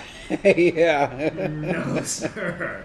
That sounds like for the birds. Did you ever draw flip books? Yes. Where Just it's like right at the corner? Yeah. Yeah. I always did that in my my textbooks. Yeah, or you know, you'd have the binders or your notebooks, and they'd always like, I would be taking notes, and the artist like Mark, or the teacher would be like, Mark, you paying attention? I'm like, And they're like, you're drawing again. I'm like, Always drawing, always, because I hated school. Like school didn't make sense to me. Not it's none. like, okay, just put me in my art class. So my senior year, I was moving down that, and I couldn't pass the TOS test whatsoever. So they took me out of my Art 3 class. We had a kiln in there. I could do whatever. The only thing we had to do, she had kind of a thing, but we had to turn 3 sketches in at the end of every day. So I was carrying this big sketchbook around. We didn't have the internet. Things. So I was building like these. She taught me how to build these kind of paper abstract things and find the dark and find the light and shade to where you could start looking at stuff and picking darkness and lightness out of it, right? So I'd build something, and I was living with my dad and build, and they took me out of that, and I told them, I was like, I'm 18, I'm going to drop out. Like, I remember this verbatimly. My grandmother and my mom like begged, like, Mark, just please finish school, high school, and just move forward. And my grandmother did my geometry project for me, and I finished it. And my mom, if she's watching, she'll tell you the same thing. We were at my uncle's house doing this, but I remember that's all I wanted to do, like draw. And I haven't taken it as far as you have. But it seems to be, I feel like with everything going on in my life is that this is going to be the ending, you know, back to square one of my art skills. It's all I know, you know? Yeah. I don't it's comfy, right? I don't comprehend like how normal people comprehend like information and stuff like numbers. I'm like, oh yeah, you just taking information in. Like I have to do it. I can't sit there and listen and read something. It just goes here and then gone. Yeah. Like it doesn't. Like you could probably cook pretty well, can't you? I like to cook. Yeah, but like you're like it's like, okay, I tasted this, now I'm gonna remake it, and I tried that, and like I feel like if you could hand me something with my hands, I can manipulate it and I can work with it. It's like, hey, 4 plus 4 times X divided by this. I'm like, done. Like the garage door, the steel door is like, done. It's terrible. Like I always tell her I have like PTSD to going to school. If I get up too early, like if I get up at 6 a.m. or something and I have to leave and I smell outside, I smell 6 a.m., it'll take me to walking to school. And it freaks me out. Like I'm just like, this reminds me of walking to school and, you know, back in the day. Yeah. You know, or the smell of a lunchroom. Oh. The smell of a lunchroom. The binders, like binders that do that. This is what really takes me back to how I feel stupid, like literally illiterate. Yeah. These ladies, I would sit in this room by myself with these ladies, and they'd be like, so this with this. So if we have this, then it's taking me back right now. Yeah. Like. Yeah. You know, well, what does this say? What does this spell? Like, or what is this math? You're yeah, like, yeah. I'm here like 4, 5, 6. Like, yeah. Just the binder itself takes me back. You know, like I was terrible. I used to forget what my first class was because I was so just what is that called when you're just like, I don't want to go. I don't want to go. I don't want to be there. Yeah. I would forget where my first class was and where my locker was because I just didn't want to be there. And so I would be running, where's my locker? Where's my first class? Ugh, it was terrible. I hated school. I didn't get past division or algebra because I was in learning disability classes up until I graduated. I don't know how I graduated. Me either. You know what I know? My teachers were like this. They got together and they were like, let's just give him like a C plus, like some C's. And then art class, he made an A. He'll make it up and he's going to be an artist anyways. Just let him go. Go. They can do that back in the 80s like that. Yeah. So like, what you're saying is me in a nutshell. Is like, it was like ultimate shell shock walking back into school the first day. It's like, oh, the depths of hell again. Mm-hmm. You're like, why am I back here? And like, I'd have to write my combination to my lock because I would forget it on like all of my textbooks or I'd have to have that, and then I'd walk into class and you're like, today kids in geometry. I'm like, oh no, we're gonna fail this. I was in informal geometry as a senior. I never went through algebra. I never took TSAs. TSA, is that what TSA? Yeah. Task? Yeah. And I never. What is it? The SAT? Yeah, SATs. And I have dyslexia, by the way. Yeah. Oh, me too. There's my friends in my classes would be like, how do you get in those classes? Can I get in your class? Like, because they know where I would go. I would go down the hallway. Yeah. Not everybody got to go down. Exactly. Me too. You know, and it's just like, it was embarrassing. At the same time, I don't have to do that stuff because there's no way I can do that. And at the end, you know what? Like my senior year, I remember I was in an economics class and they're like, well, Mark, here's your test. And everybody would like it was like inevitably you're walking into the wrong club and the needle skips and the light comes on and on you and you're like, oh no, I just got called out again. And then all my friends were like, what do you mean your test? I'm like, I can't do that shit. Yeah. My brain does not work that way. And so then they're like, well, let me see your test. And I'm like, here, check it out. They're like, that's like half of ours. Yeah. It's like scaled down. I'm like, yeah. So I learned at that age, I was like, well, if really I like to do art, but as well, if I just keep going down this rabbit hole, I don't have to do that. Oh, so it was kind of like both. I figured, my dad told me one time, he's like, you always got C's, huh? I was like, well, if you get A's, you expect them. I was like, but I can't do that. So why, if I challenge myself with art, I'm into that. If I challenge myself with numbers, no way. My mom used to do my homework. Help me do my homework. Yeah, it's. But now, you know what's sad is that now I think kids and like learning, that they find that out at such a young age and they don't force you down that rabbit hole anymore. Like, well, we have art magnet schools, we have this and we have that, to where it's like, okay, we get it. Like you can do that. And when I found out that Booker T. Washington was here, my mom got chewed on one side and on the other. I was like, well, there was a magnet art school in Dallas? I hear that's hard as hell to get into. Yeah, but I heard of that and I was like, what? It would have been amazing. Like, could you imagine where you'd be sitting now? But I think I wasn't focused on one thing back then. Like, I don't think I would have got into it either. Me either. Like, it was a great idea. I'll just hang out with. I'd found all the hot girls dancing or whatever, or doing whatever they're doing there, and I've been like, you and I are friends for sure. D-Nice, I thought you said, my contacts are like blurry right now for some reason, and it looks like you says, I still would rather play with the vacuum. Like, that is hilarious. Like, she said, I still would rather play than vacuum. Oh, yeah. What was I gonna say? Just about school, like, I had some awesome teachers. One of my up until senior year, Miss Palma, she was one of those teachers that she knew I was going to be an artist. She knew I didn't work that way, and just, you know, it's funny. I say, oh man, I can't stand playing blackjack.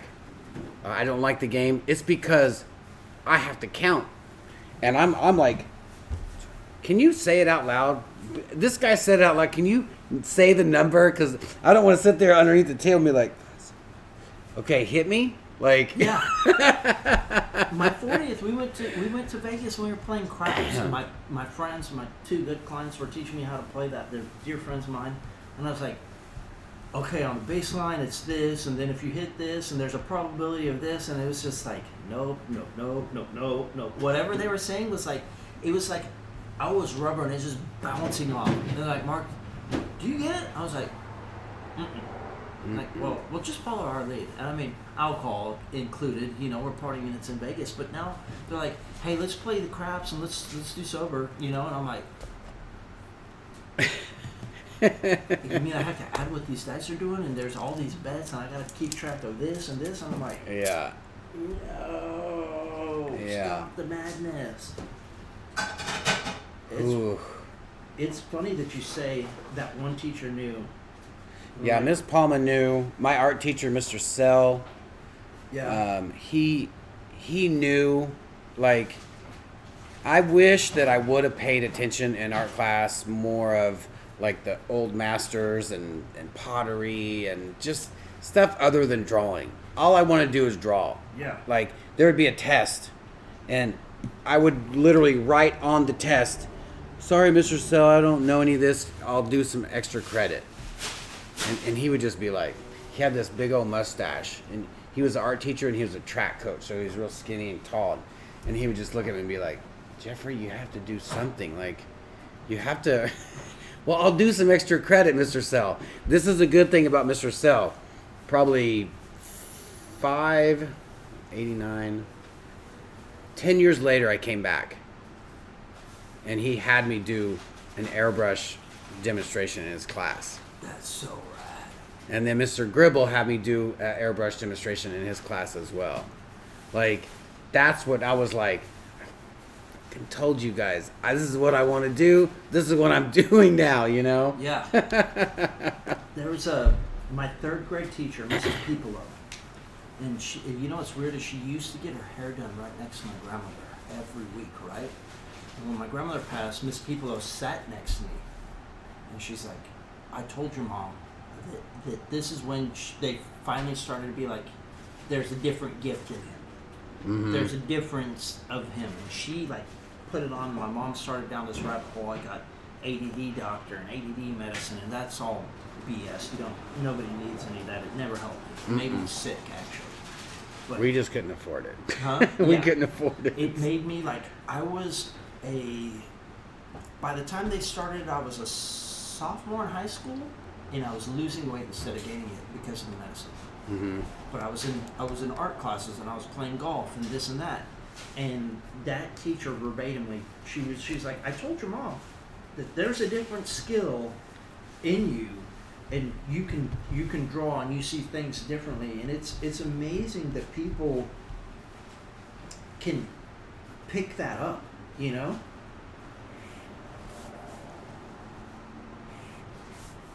It's something that I think it's because people can see it because not everybody has it. It kind of sticks out like a sore thumb. Like, he doesn't learn, but he can do this. Yeah. Like, there's people that can do both. That's awesome. That's not me. Not me at all.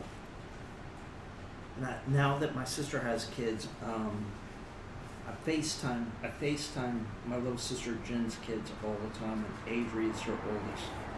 And dude, she drew like Chucky the other day, and she's 9. And I was blown. The Chucky, the guy from the.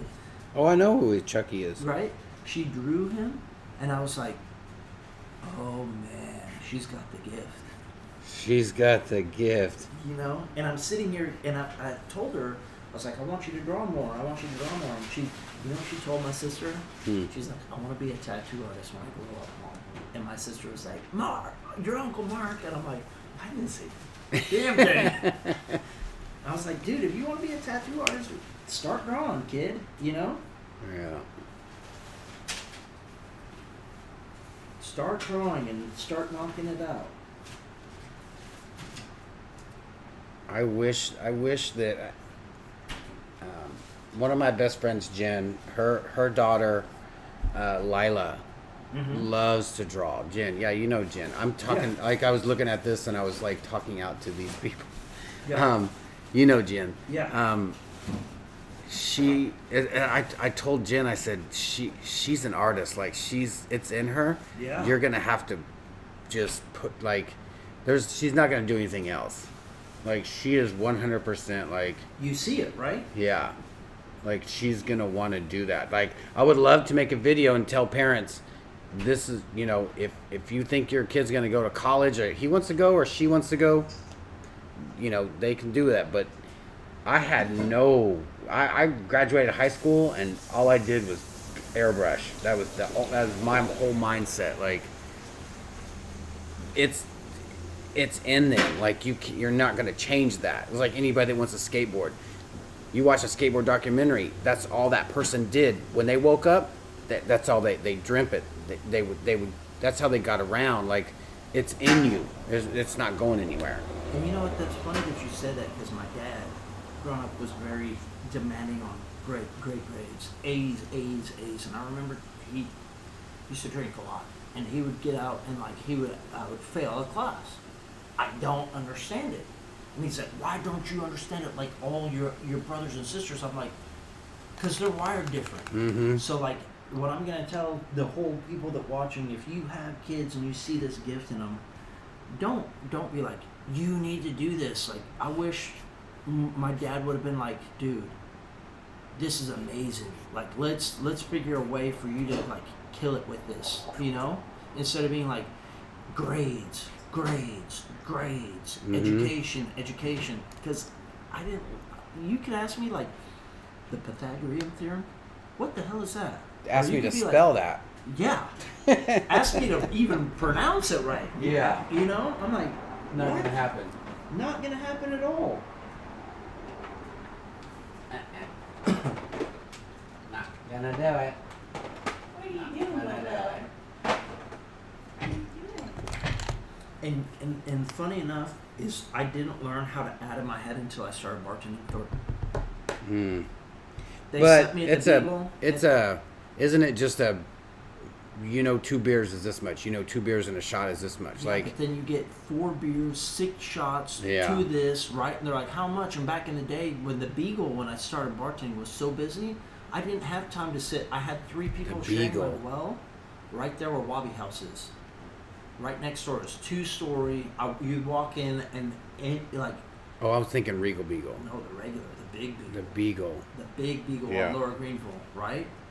I'd have 3 girls. There'd be 2 girls and me working in one computer and one ice well, right?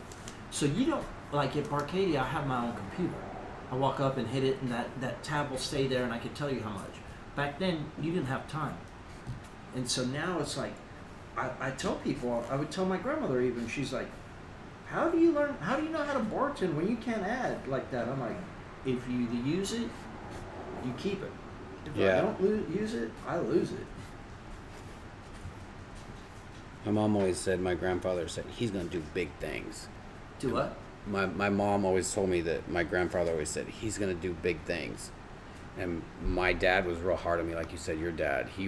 My dad never understood why I wanted to draw, why I wanted to skateboard, and like, he never got it until when I moved out here and started painting and doing all my art stuff. He's like, I see that now. Yeah. But it was more of a drive for me, I think, too. I want to do this because Dad doesn't think I can do it, blah, blah, blah. Yeah. Like, yeah. because they see that, like, people see it. And you know what my dad has always told me? I'm going to do big. He's like, dude, you're going to be doing the biggest things ever. Because he saw that skill, right? But then he also was like, grades. Like, school. Like, go to college, do this. And, you know, I went to the Art Institute. I have a graphic design degree. I went to hair school. Hair school was a breeze because it just show up every day, they beat that information into your head, and then I got some amazing mentors, Natalie and Cruz and everybody at Studio 1514, and I really harbored into that, and I mean, I've fought my way tooth and nail to where I'm at in the hair life, but it's always been, I had to figure it out myself. You couldn't teach it to me. Mm-hmm. You know, you could sit down and hand me a handbook and be like, oh, we're going to test you on this tomorrow. I'm like, well, good luck. You're going to waste your time printing the paper out. Because there's two things about what I guess I am, is if I'm not going to do it, you ain't getting shit out of me. Uh-huh. At all. Yeah. Like, if you're going to be like, hey, you got to go do this, and I don't want to do it, it ain't happening. Yeah. Until I become an adult, and I'm like, well, I got to make some money, so I got to go do something. So, where I go to makers, I wanted to learn how to use the CNC machine. And yeah. And so it was a class. I had to pay, I don't know, I think it was like $75 or something. Okay. And I sit down, and I'd already taken the laser class, and it was easy because they showed us. Yeah. They sat there, showed us how to do it. You could record, so you can watch him do it, and it was just that. The second he opened his mouth, he's like, well, this is what you're going to have to do. And he started talking, and my brain went like, okay, and then I just started drawing on my paper, like, and I totally just zoned out. I was like, there's no way I'm gonna remember this. And then he tells us halfway through, he's like, you guys, you're gonna have to, remember this because there's gonna be a test next week. And I'm like, I'm sorry, what? And they were talking computer stuff, and I can't do that. I can't listen to computer stuff and not do it. Yeah. Like, if I'm doing it, maybe I can remember a little bit. Yeah. And I just there's no way. I saw him after there was like 3 more hours left. And I caught up to him and I said, I'm going to tell you right now, I don't want my money back. I'm just going to let you know I'm not going to be in this. Because I have no idea what you're talking about. I have no idea the computer jargon, what you're supposed to do, and there's so much more. Access and all this, you're like, whoa. Wait a minute. And I felt stupid, but at the same time, I know I'm not going to. I'll wait. If somebody wants to show me how to do it, I can do it that way, but... That's interesting that you say that. For instance, like I'm learning in photography, like off-camera flash, right? To where you can take your flash and take it somewhere else, like how you have some of these lights, right?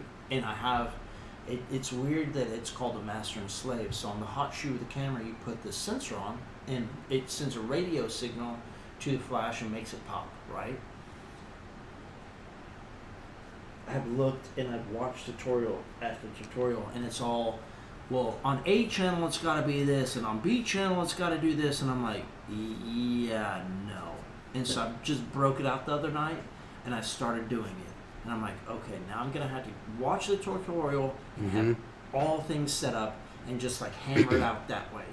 I get what you're saying, because you could, like I started after my brother owns machine shops, and he's like, I'll get you a job. And they started training me with that, and they're like, X, Y axis, and this does this, and the variables of this. And I'm like, I looked at the guy, and I was like, this job isn't for me, man. Train somebody else, because this is just, you could teach me how to weld. You could teach me how to make a knife like that. You could teach me this, but when you start adding mathematical or Y or X or this and break out a textbook. No. You might as well just it's all hot air then. I mean, I wonder how many kids go through school and feel that, right? Like, and they're embarrassed to say anything. I was embarrassed. Oh yeah. I was like, I'm dumber than a bag of rocks. I felt, like when somebody says, "Do you understand?" You're like, It's not, I didn't feel dumb. It's like I didn't comprehend it. It's not, I felt like that. But it's like when you're going through something like that, and it's like that information is beaten into you, and you're like, do you get it? And you're like, that like, well. Yeah.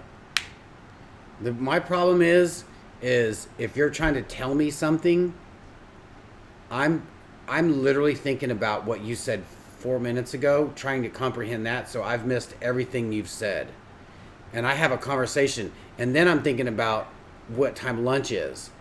Oh yeah. And then what my next class is. Oh, yeah. So my brain is like, there's no going. There's, you know. So when you take notes, I'm thinking about what letter I have to do next right now.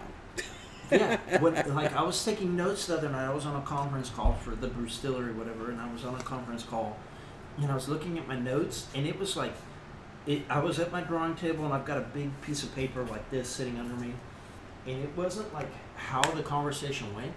It was like a little information here, a little information down here, and I can look at it and be like, okay, I can piece this together. But if anybody would look at that, they'd be like, what the what hell?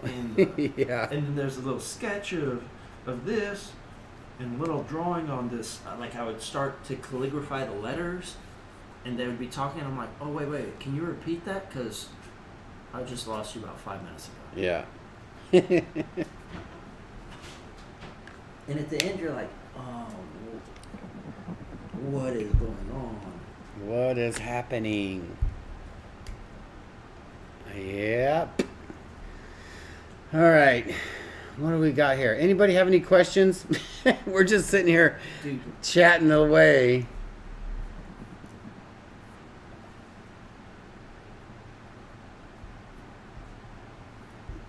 Yeah, Deborah, that's I always got in trouble. Like it's like I was just I was a hyper kid and always getting in trouble. I got detention constantly, and I loved it because I could just go in and draw. That was like, alone, huh? Yeah, like it's ugh, homework.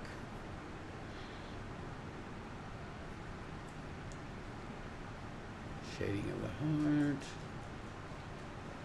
Even homework was like a beast in its own way, right? Like I would. Oh, it was terrible. Like it was like if you imagine like a toddler throwing a temper tantrum, that was me. You're like, you got to go do homework. You're like, what? Why? Why do I have to learn this? Why do I have to, And then like all my brothers and sisters, like my little brother, my older brother, were like AP English, AP this, AP that, and so I'd be sitting there, and my dad would be like, well, you can't do that. I'm like, well, obviously not, you moron. Because it's like, I'm not wired that way. Yeah. Dude, on those tests when you had to like color in the little... Scantron? Yeah. Where you had to use the pencil or pen or what? Did you ever I never shade even read yours? one. Did you ever shade yours into like a drawing? I always tried to make a word. I probably made it like a cuss word or something. Or just did it. I mean, I would just like... I know I'll get some right and then try to like copy, but I wouldn't even read it. Yeah. Like, because I no clue. Or I would read it, and then like my dyslexic brain, I would like read it again. I'm like, okay, that one went one way, the second went the other, the third went the other, and I'm like, oh yeah. no. Ugh, terrible. And then you'd hear like the old school clock ticking, and you're like, I just gotta finish this. Just C all the way down. Yeah. C. And they're like, did you even try? I'm like, I was stuck on number 1 for 15 minutes. Yeah. And forget about spelling bees. What? That was like a nightmare to me. Like, my mom had, like I said, my hero, she had like flashcards for me and would help me learn, and then it became a time and a point where my mom was helping me with homework, and I'd get it wrong because she was teaching me the wrong way. Yeah. And you're like, this is counterintuitive. Yeah. It's like, just let me draw. Just let me draw. I asked my mom, I said, did you ever get me checked for ADD or dyslexia? And she's like, I didn't want to give you that medicine, and we really couldn't afford it. Like, that medicine is terrible for kids. 100% garbage. So my nephew is on it, and it stunted his growth, Thornton. He's like 15. Oh, shit. Yeah, and he's got the artist way as well. Like, I mean, the kid is creative, and like I see him now, and they've had to pump him full of different hormones and this and that to get him to grow more, and I'm like, what is going on? Like, how can a doctor prescribe that and see that effect on a kid that, like, he doesn't eat? And like at 15 or at like 16, I was mowing down food like it was going out of style, right? Just growing leaps and bounds. And that's one thing that I've talked to a lot of my clients with. Is like, I listen to a lot of Rogan. I listen to a lot of things where I'm like trying to soak in as much information, like the way that they're looking at different medicines that are natural, like microdosing and stuff. I'm like, man, I want to really try that. You know, we're going to Colorado. I might go and get some to where it's like, if it could help. Like, could you imagine that the doctors are prescribing all this garbage medicine? If they would have given us that, and it would have like made us a little more structured. But then again, we probably wouldn't be sitting here having this conversation. Yeah, that's crazy.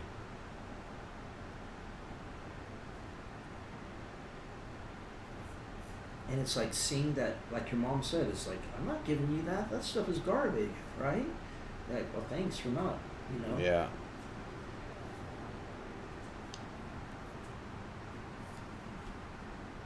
Why do you want to jump over here?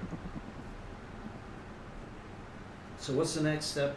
What are y'all gonna start doing here pretty soon? Zoom learning. Oh, I want to bring this up real quick.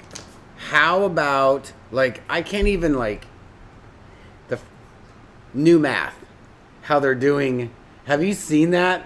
Where they're like, how you have to come up with a story, the reason why you got that number. That's basically what they're telling. You have to come up with why you got this number, not just this is plus this or this times this. Like, I can't even imagine that. There's somebody is evil that came up with that. Evil. Like, so her daughter, one of my clients this past Saturday was telling me, like, her daughter Eva is having problems with math. And she was showing me, like, how it's like addition, but it's almost algebra in a sense. And she was explaining it. I was like, that's like me with a firing squad pointed at me like, you're gonna do this. I'm like, well, you might as well shoot me now. Yeah. Because the way that they're like 4 plus this and then a variable at the end and this and that. I'm like, what happened to 4 plus 4 equals 8? And she's like, no, you can't teach them the old way. I'm like, well, that's real. That's how it works. Like, why would you want somebody to take that long to come up with an answer for a simple mathematical, like, with like 1 through 10? You're teaching your kid that. I was like, you're teaching her that? She said, yeah. I said, well, how do you do it? You can't make flashcards like 2 plus 2 equals 4, 4 plus 4 equals 8. She's like, no, this is like, so you have 2 to 4 and this and that. I'm like, what? Wait, what? You have to add 1 in and then do the whole. There's somebody just said, Morgan Young said, I'm required to teach new math, but I always start with the way I learned it. Morgan, wow. just type a little bit of how you teach this math, because I want Thornton to read it to me so we can laugh. Please. So we can laugh. Is that Deborah Frise? She asks, how much time do you spend on new types of art, like new to you going with a different medium? I try to work on it as much as, like, if it's whether it be markers or pens or resin. Like, resin is still new to me. I mean, resin is still new to us. Like, there's always something new with resin. You just try to work on it when you feel it. Like, if you get inspired, just do it. Like, if you think about it, it's on your brain, do it. Paintbrush, I haven't done a lot of paintbrush. There's some projects that I need to get done, and it's hard for me to do stuff that I want to do if I know I have to do something. Like I have a really large piece I have to do right now, and I can't like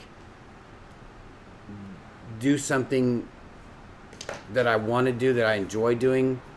I want to do this piece, but it's a pretty large piece, so I need to get that done, and then I can do something that I want to do. I'm a teacher.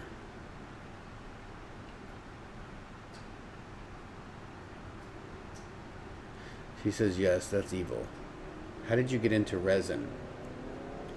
Erica saw it on YouTube. She was doing acrylic pours, and then acrylic pours are, as you know, they're kind of dull when they're dry, and then you take resin and put resin over it, and it makes it shiny.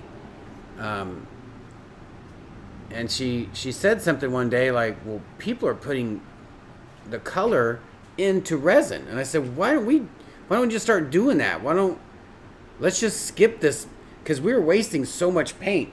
There's a box of paint in our bedroom that we have, like this huge box full. I mean, it's a 30 by 30 by 30 box of acrylic paint that we used, and it just, you use so much acrylic paint doing acrylic pours. Like, you waste so much paint. And we were like, let's just try to do that way. Let's just put the pigment in it. And that changed the whole thing. And nobody was telling her how to do that, so that's when we just started teaching ourselves. Just practicing. We just started watching Just Resin and STONECOAT and what's the lady with the Anne Marie? Yeah, she was acrylic. Well, we watched her quite a bit. And Marcy. Yeah, we watched quite a few people. And we just started to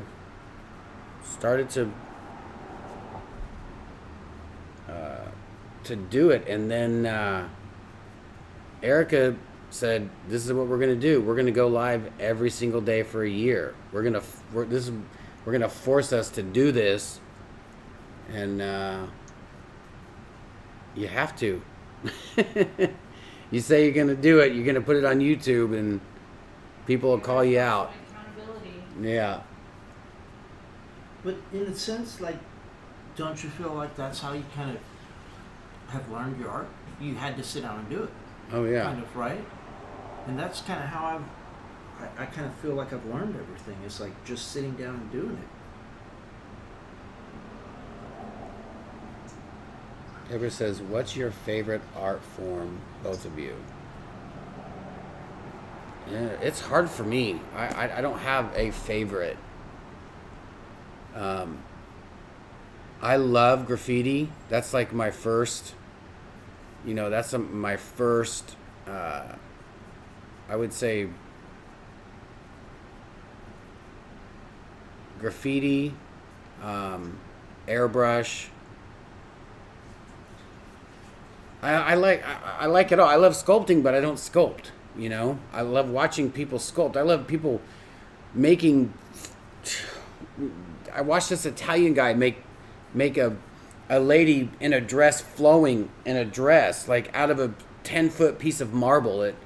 He starts it just. He's in his glasses and his shirt and just walks up and starts hammering away in a. I like a lot. Like I like a lot. The thing with graffiti now is there's so many different new types of paint and all these new tips and stuff. There's a guy named, I want to say Gila Boy, Gila something.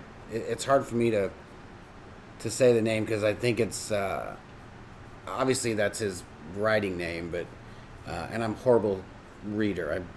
I don't read or spell for crap.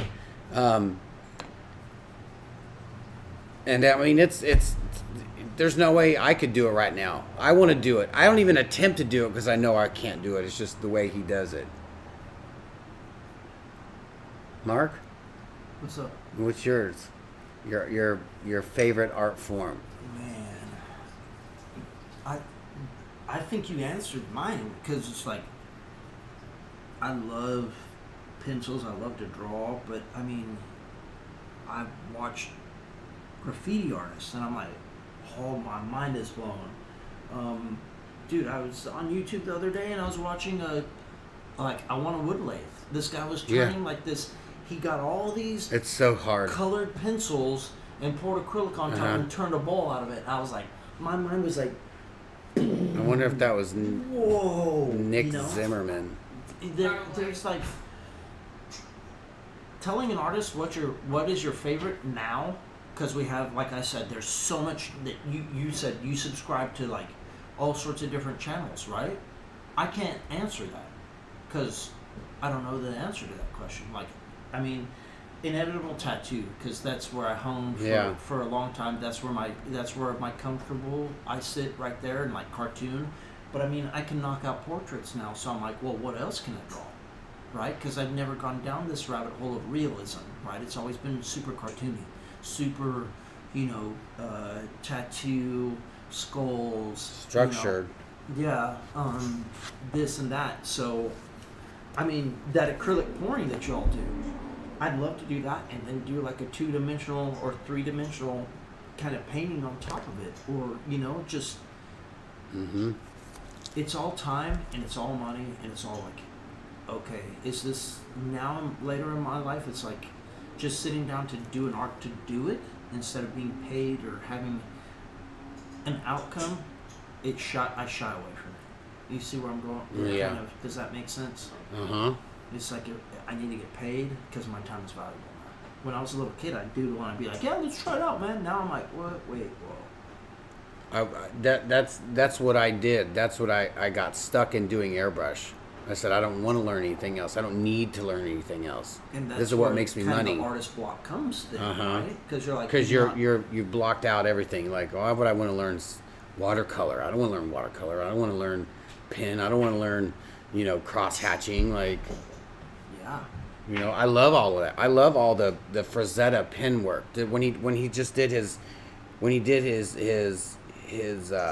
women, he did a lot of just straight pen. Like, there was no shading, there was no color. It was just pen and ink.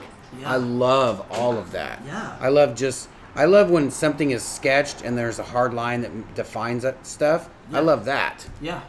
Like, I love just or it's simple. Like I was watching people the other day. The artist had 2 pins on one side and he was drawing a face symmetrical, and I was like, what? Jared did that.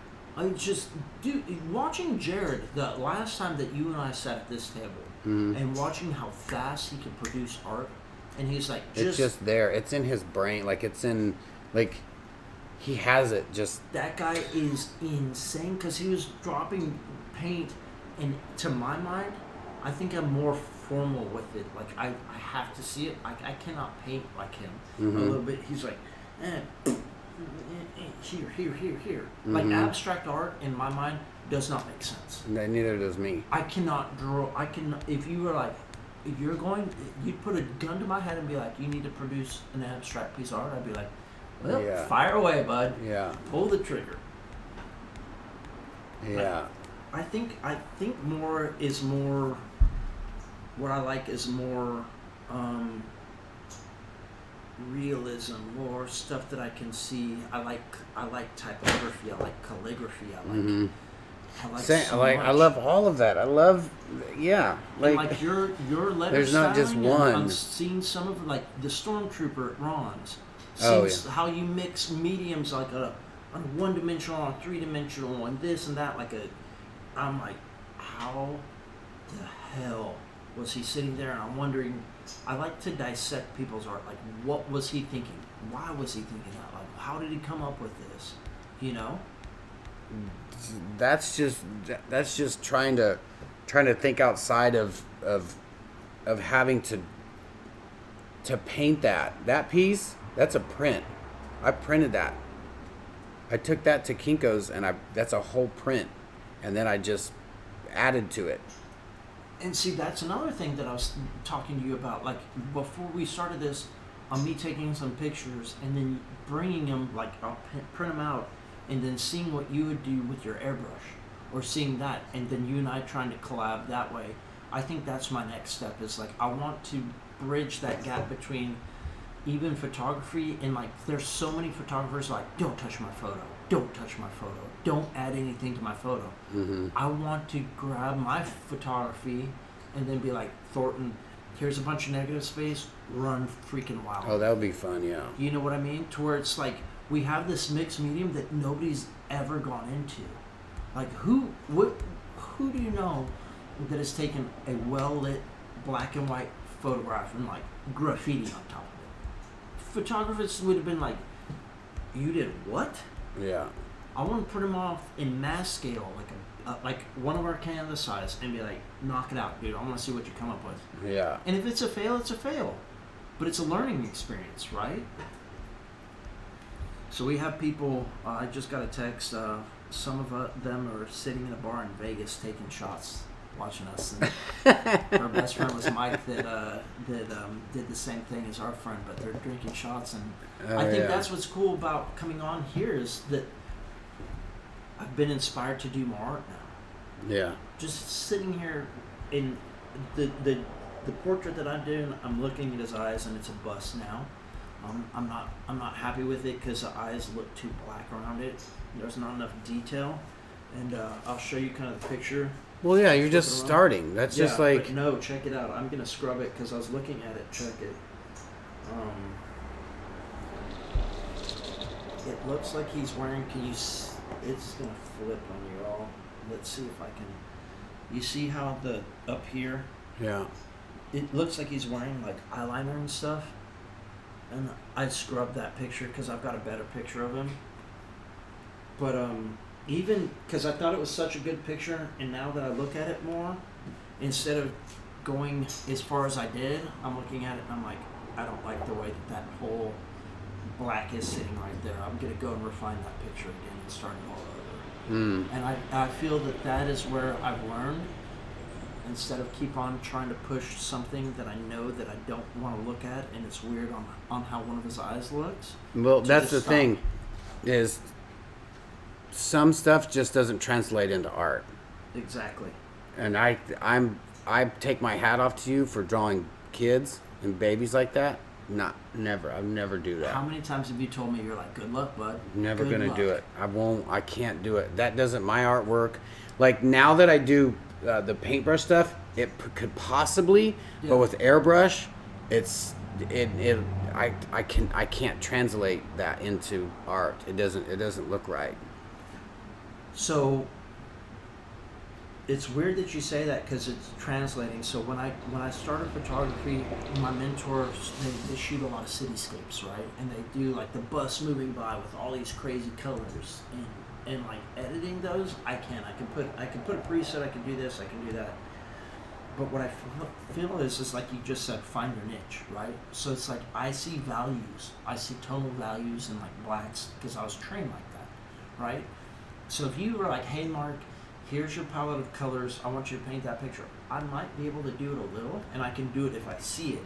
But if black and white, like, finding those and finding that, like, I think I'm more comfortable now at 42 being like, this is my niche. Like, I can draw your face, I can draw a kid's face, I can draw this, I can draw that with my black and gray, and that's why, like, these things are like my sword in the fight now. Yeah. You know, because you have so much medium around me that if I sat here for days, you would have been like, hey Mark, what are you doing? I'm like, black and white, black and gray, and I'd just be chiseling away, but I'm like, man, my mind in here would go insane. These people are just talking. Do what? Deborah Frise wants to know, how much does photography play into your art? It's starting to now, because I take my own reference pictures. Yeah. Because my camera. That's always fun. Yeah. When you can use your own photography, that's when it becomes like, you've always said, man, I can't wait till I do it, and you never did it, until the first time you do it, and you're like, I love doing this. I love being able to use my own image, my own idea. So, like, I want to ask you, like, for you say you work off of reference stuff. Like, how? I mean, I'm sitting here and there's books in front of me. There's Graffiti World, and there's Mad, and there's this, and like I used to have books as well, like tattoo books when I was tattooing. Like, dude, you get on one of those Kingpin tattoo, and the reference materials, you have to buy it. It wasn't as readily available as it is now via the internet, right? But finding my own reference material on the way that it's lighted, or you grab it and you zoom in and it's super pixelated, and you're like, I can make it half work. But like, for instance, these portraits that I'm using, this dates back to 2014, and they're iPhone pictures. Mm-hmm. So they're super grainy. There's a lot of noise on them. So now I'm like, well, I have the skill, and I think that was kind of like the end piece of my puzzle, was learning photography to move my art more now. Yeah. You know, and now I cannonballed that. I bought a Sony A7 Mark III. I've got 3 different lenses. I've got a speed light, and it keeps on growing, kind of like how I'm sitting here in your art world. My art world is half photography and half Prisma markers. Now, if you see my art table, it's all markers. But now that I can take my own reference, like doing floral, I want to do some really cool pictures of like roses with water beads on them and stuff like that, and see if I can draw that to test myself. Yeah. But I want to take my own pictures. And that's where I'm kind of leaning towards, you know?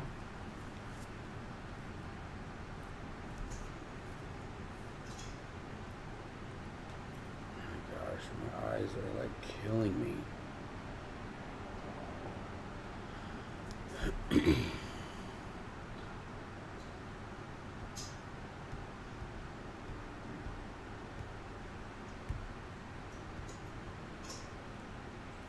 wonder if I just move that over there. Let me see. It's might be just too close for me.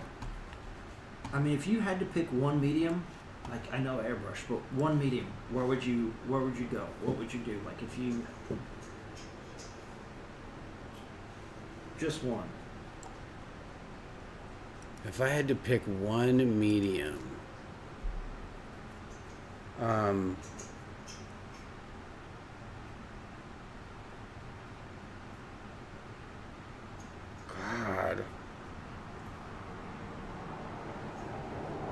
I don't even like that's a tough one.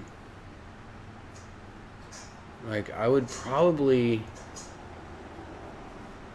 and this might sound weird, but maybe charcoal. Really? Because charcoal is so forgiving, and it's so messy that you're forced to deal with it being messy, but The mess? it's so fun. Like charcoal is so much fun. And see, I messed around with that a little in college and high school, and I just picked up one of your charcoal pencils, and I'm kind of sketching with it, and I'm like, this could be rad.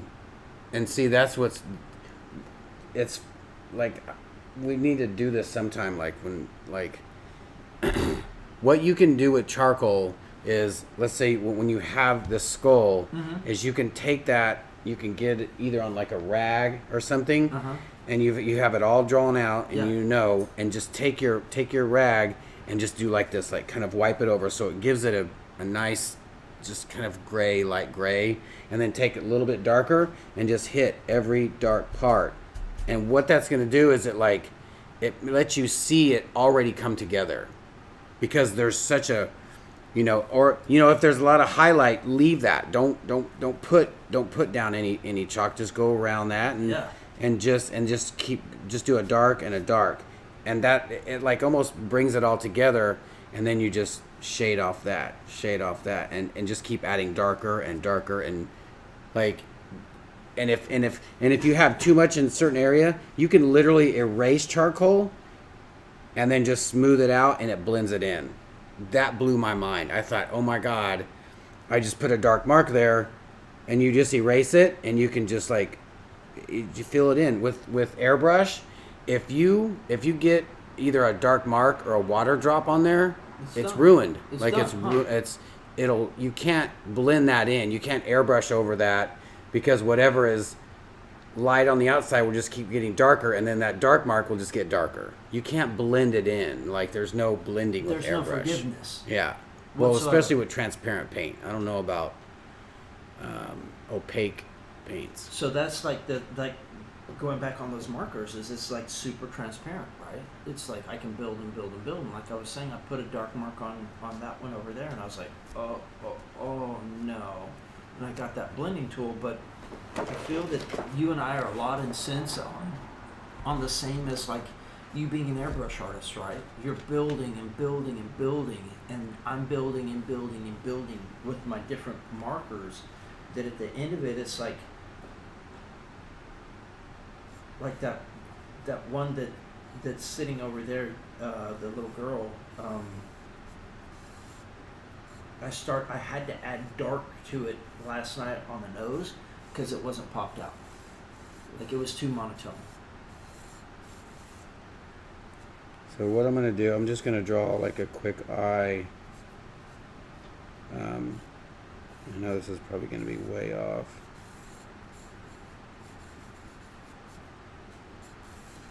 So let's say you have your eyeball just kind of sketched out. I need to look at something. This is terrible.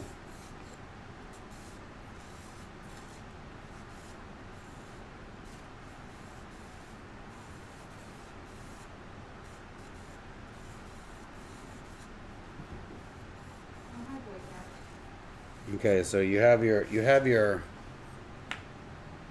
eye sketched out, Okay. and you know there's going to be a lot. Let's say you could do this, like, so you have this tone down. Yeah. This is the messy stuff that I got into, to where what you were saying, what Jared does, like, if you just say, I'm just going to see what this is going to look like, and if you can let yourself do that in a painting, and you know that you can either fix it or it doesn't matter. You're just kind of practicing. Yeah. I've started out paintings like that and ended up loving it and just finishing it and selling it. And I was like, it was so liberating to think, oh my God, I wasn't being serious. Yeah. If I can do that every time, if I can get into something without having to go, okay, I have to start it this way. It has to look like it at this point. Like, okay, so I feel that's me. It's like everything has to be so precise and perfect. I was trained kind of that way. On that, like, yeah. You lay a line down, it's got to be perfect, right? So let's say there's like a dark shadow here, and there's always a nice shadow with that. You see, there's that shadow there. Yeah. There's a dark area there already. Yeah.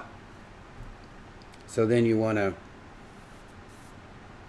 do your highlights, and what I'm telling you. This is what's amazing.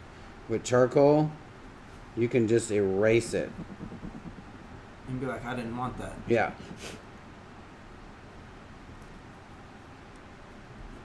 And if there's highlights and there's parts that you don't want, always erase it. Always get rid of it.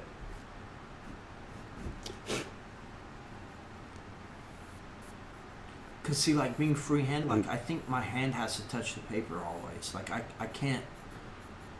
I don't like saying I can't. I could probably draw like that, but you know, like that messiness, like my hand drags the paper always. I was taught to like lay your hand down and draw. Like I don't, if I paint, I don't understand how people hold the paintbrush at like the very end. Yeah, I don't either. And like paint that way and let the bristles do the work. I force the bristles to work for me. Because what they're doing is they're applying a color for that. I call it painting what you see. They're doing it because everything has a placement with that particular paint, with that color. Yeah. So that's what they're going. Yeah. Blows my mind. Yeah. So see, I already have. I mean, it looks sloppy, but like I said, with charcoal, everything gets darker. Well, like for instance, learning how to sketch if you ever look at a kind of like how a tattoo artist lays stuff down, they always used to carry a red pencil, right?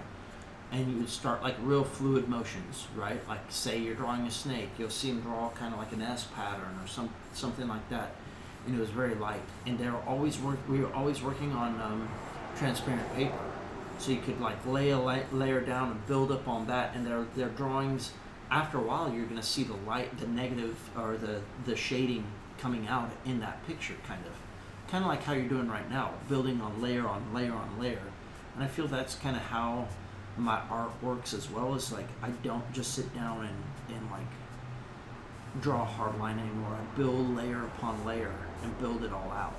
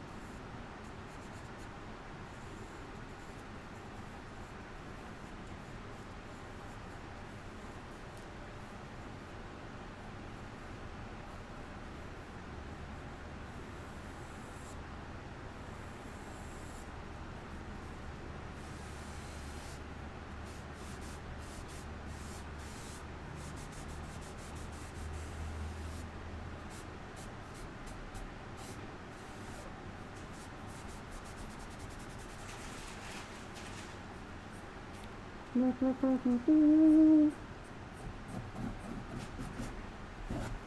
guys are concentrating too hard. It's quiet. I know. That's what I was like afraid of doing.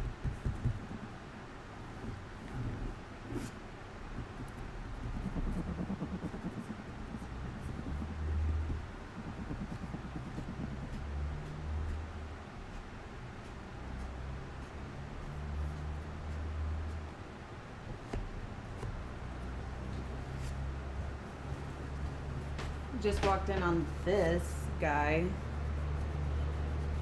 What? Hey, pretty ladies. To all you ladies out there. We got a problem? He's just... Mm-hmm.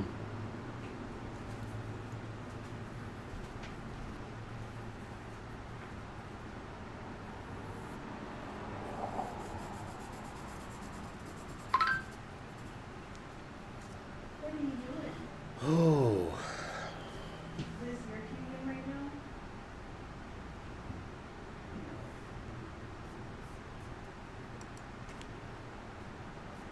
Man, I think I need to put a contact solution in my contacts.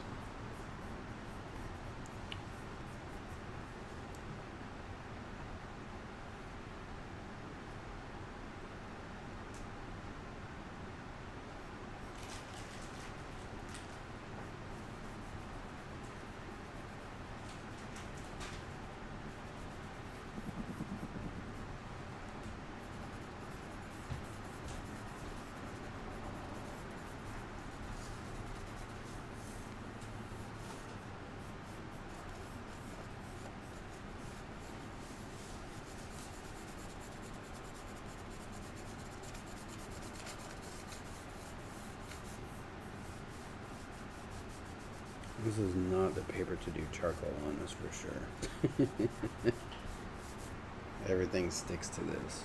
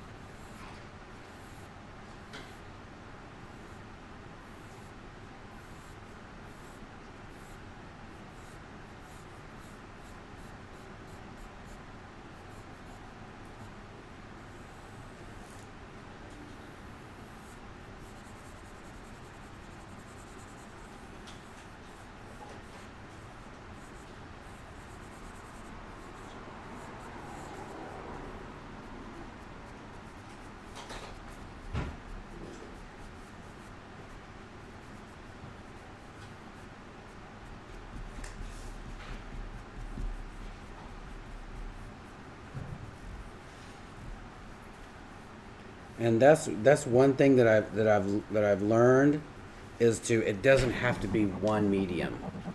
Like add shit. Add like put some matte spray over this. Put some fix it over it. Get you a paint pen. Do that white. Boom boom. Make sure that's white. Come back with charcoal if it's too white. Like use any medium. Use anything that you have in your disposal. Use it. Airbrush. Use if you need to use resin. Like don't just try to stick to one medium. Like it doesn't have to be that. So that is as well. That's like I love that you say that because at the end of some of these portraits, they don't make a white Prisma marker. So what I do is I get my acrylic white paint out, and I just hit some of the white lines on it, right? Like I feel that it's super cool to where you could be like, oh man, I've gotten more into that as well, Hey, psst, stop that! He's trying to get a fly. Oh my god, dude! What are you doing? Stop looking down. He's like, I can make that. Yeah, he wouldn't get hurt because there's so much there's shrubs and grass right there. But I don't want him to fall out of there because I don't want to go get him.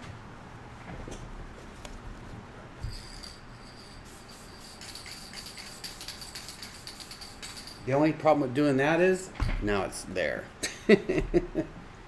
It's there.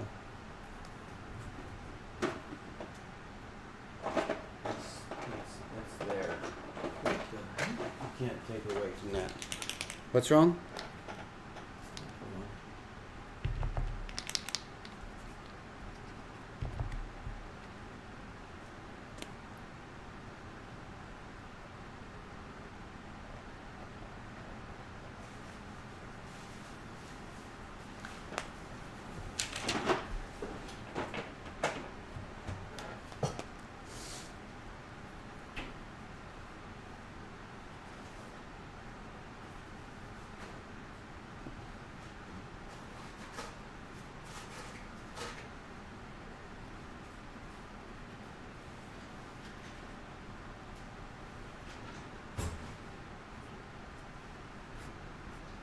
So what did you just spray on it? Fixative. I'm coming over to check this out. It's just, Oh yeah. and if it's too much, So can you charcoal over fixative? yeah. This just seals it. That just kind of sealed it. Check from Mark regarding the new math. No, never mind. It's old.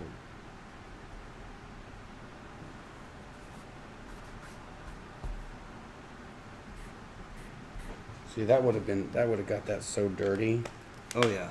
You would have just smudged city, huh? Mm-hmm.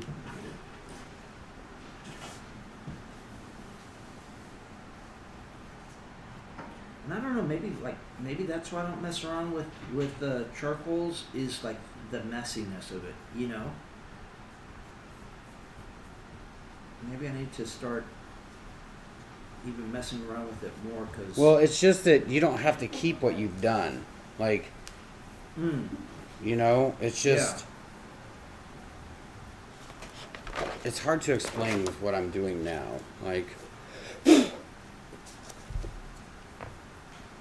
So what do you think you're gonna incorporate with the charcoal soon? Oh, I don't know. I want to do the old Marlene Dietrich stuff that I've done when I first started putting out airbrush stuff.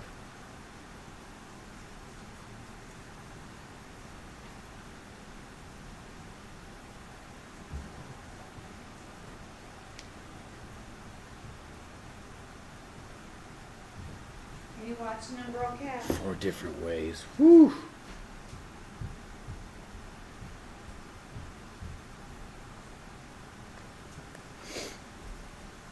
Mm-hmm.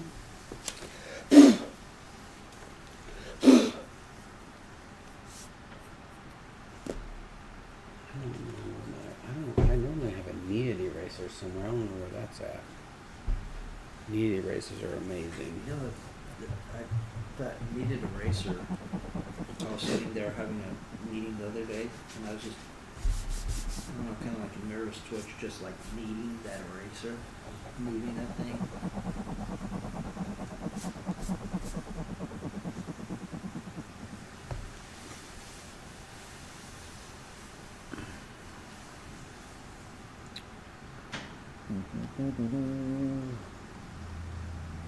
Yeah, I don't. That new math is crazy. I mean, that sounds like. I want.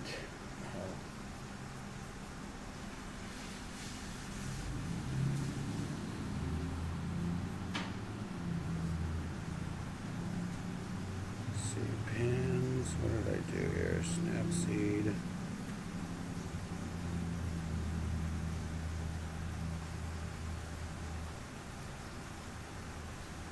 This is what I look for in a photograph. Like back in the day, like when I would just look, like I would go before the internet, like I would go to half price books. I'd go to a bookstore and just look at magazines. Like I'd look at Vogue or this big old magazine called W, GQ, whatever. And I would sit and I would look. And if I found one picture in this magazine through the whole thing, I would buy that magazine just for that picture. Because I would take it, put it on a projector, or use it as a reference. Like, if it got my eye like that and I had to buy that magazine, I knew I was going to do a painting of it. Yeah. This is basically what I look for in any kind of... That is like everything about that. Those tonal values, huh? Everything about how, all the shadows. I love to do shadows like that. Yeah. And that's where that with the charcoal, when you're doing something like this and you hit that and you hit that and you do that and you do a shadow like that. Yeah. And once you make that where that negative space is, where the hair, the sunlight shining through, that's what hooks me. I'm like, it already looks like it. I want to finish it. I want to do what it takes to finish this piece, I don't know if they'll be able to see this. Turn this down. It's like the shadows are more kind of soft, right? Well, it's just they're so not soft. Not the word I was looking for. It's so defined, like it makes it's just not like a photograph of somebody's face, like just flash in their face, and it's just like somebody could be, Salma Hayek. You can see Salma Hayek and be like, oh my God, I'll paint her. I've done one painting of her because that's the only picture that I've ever seen that I would paint of her. Mm-hmm. It doesn't matter how many pictures are out there, whatever they are, that one picture that's the one I wanted to paint. Yeah. We'll see you, MCATs. Thank you for hanging out.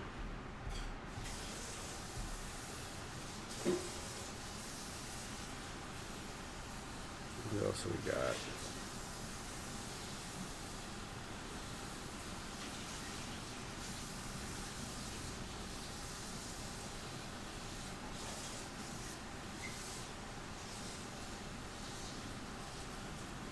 And that messy, this is another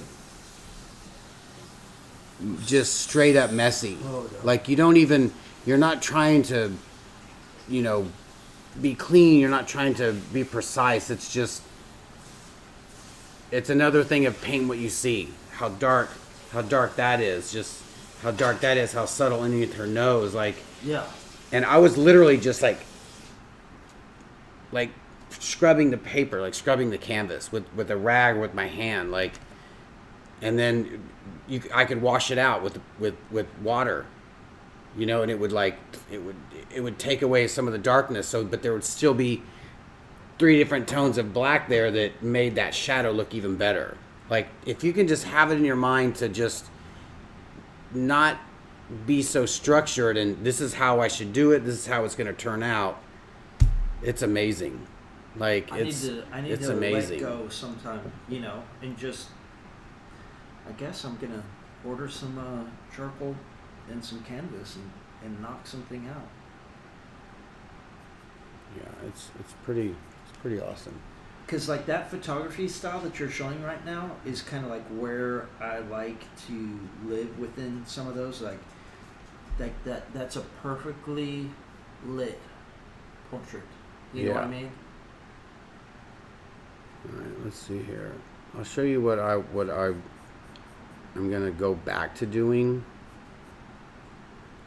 All right, enough with the Bruce Lee. Marlene Dietrich.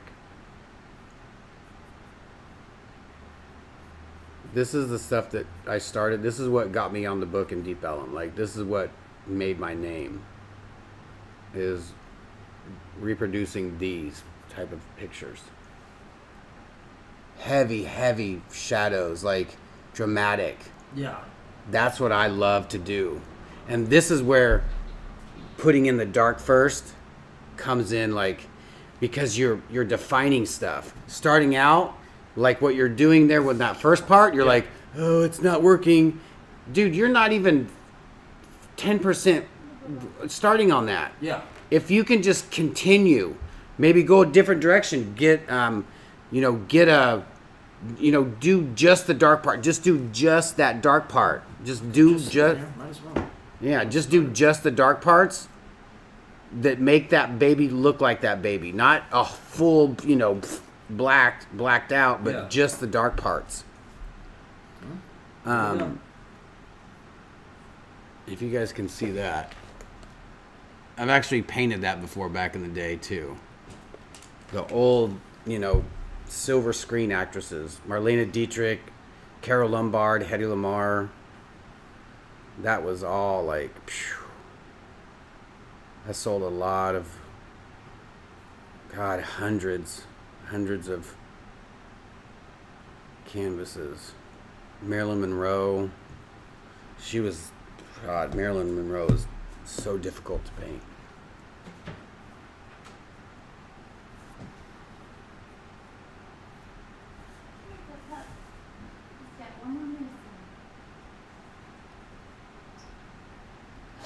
You have to use the little Wrangler's room.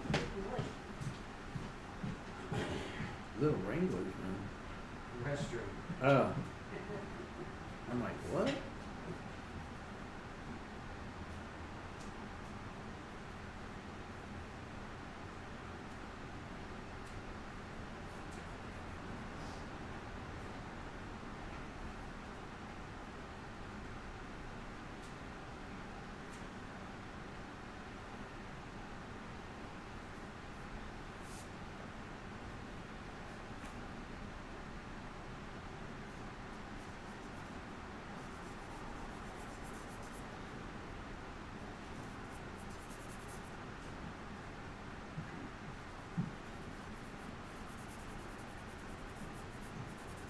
So with what I told you about starting out with the black, that's and this is what I would probably do with the Jack Nicholson is let's see, is this like a super dark? Let me get like a Sharpie.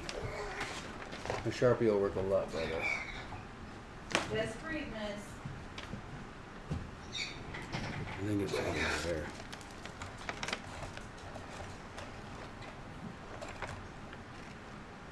Where's my Sharpies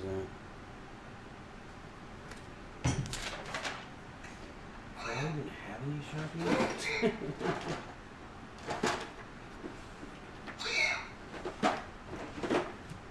Look at him. He's doing it on purpose. You see him? Mm-hmm. You hear him coughing? Yeah. The cat's playing around with it. I know. He'll do that. So how I taught myself to do portraits is I'll literally just go in and do every single dark part with the Sharpie. Just trace it. Okay. Just go there, here. Yeah.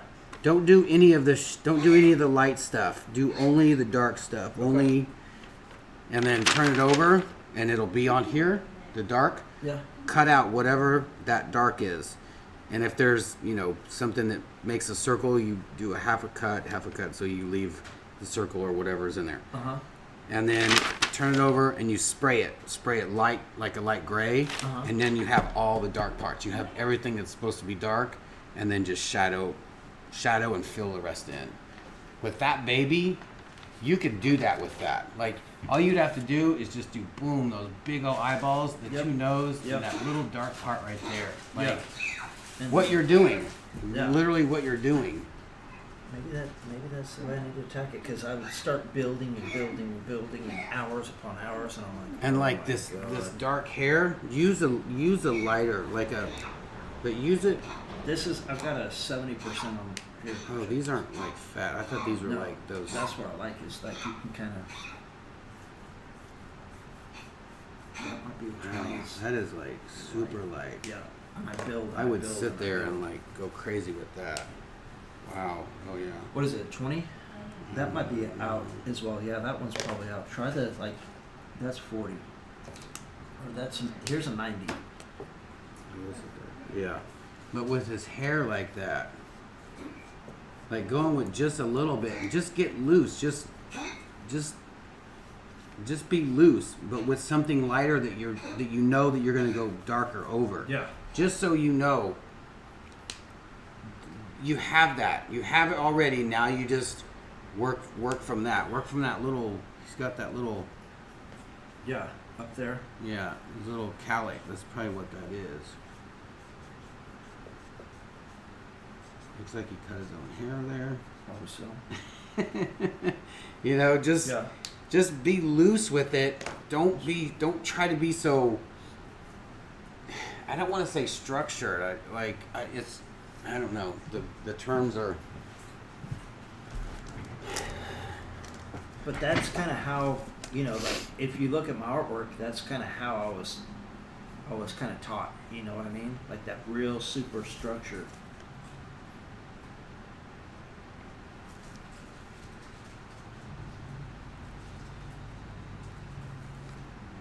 Like even bringing charcoal into what you're doing now, like taking it, putting it, you know, just putting a lighter charcoal on your hand, and hitting that,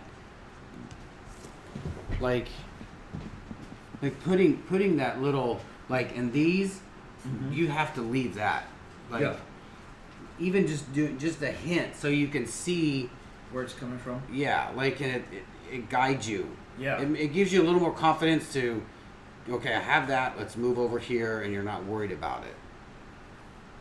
Is that an olive on his finger? Yep. Oh my gosh. Eating olives.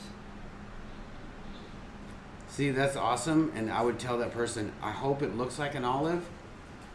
If you could paint that in, that would be pretty amazing, like a color. Yeah. But aren't olives black, though? Just straight, it's a black olive. It just wouldn't turn out it wouldn't translate into art. No. That's what I would think. It'd be like, it looks like he's got a black ball on the end of his finger.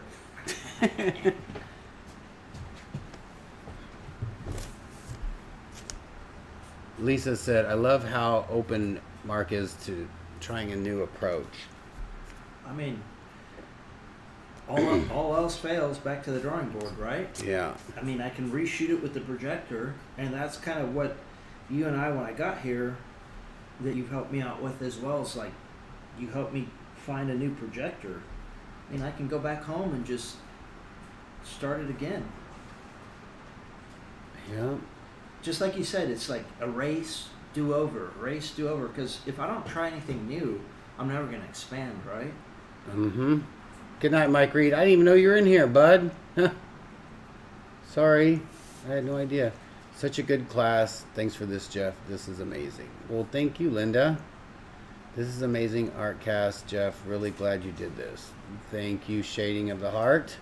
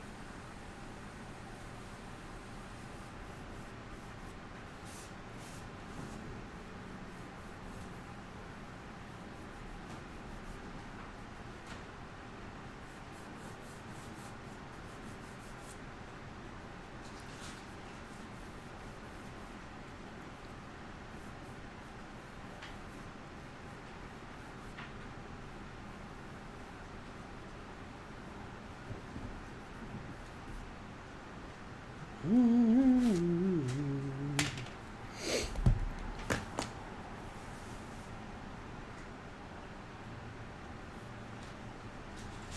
thanks, JJ. He says, I'm enjoying this thoroughly, Jeff, and thanks for doing this, Mark. I appreciate y'all having me on, really.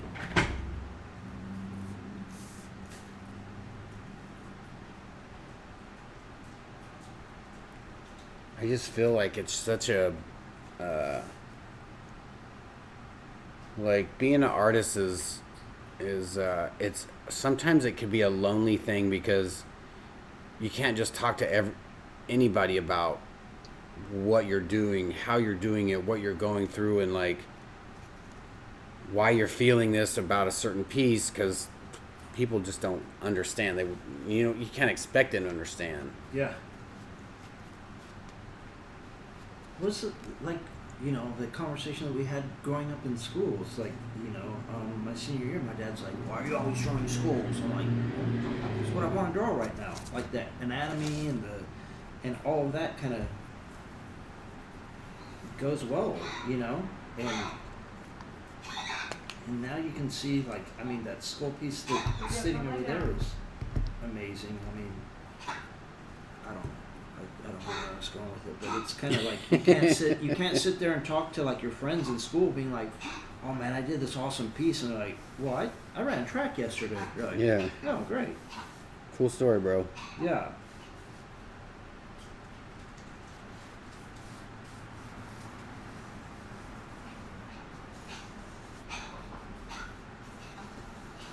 We go.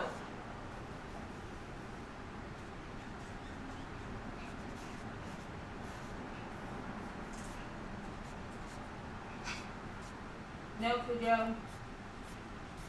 He's that's him getting her attention in the real way. Really? That's like somebody going,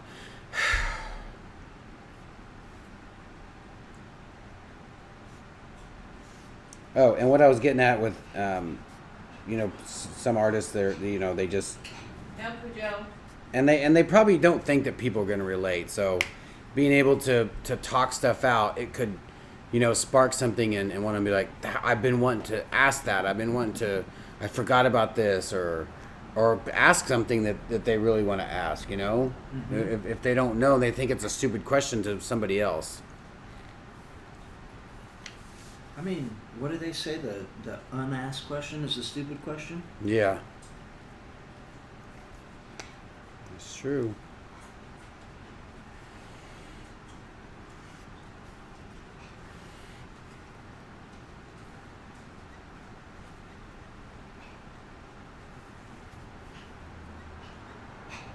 No, Cujo. He's such an ass. He is like, Mom. He's like, "Come on."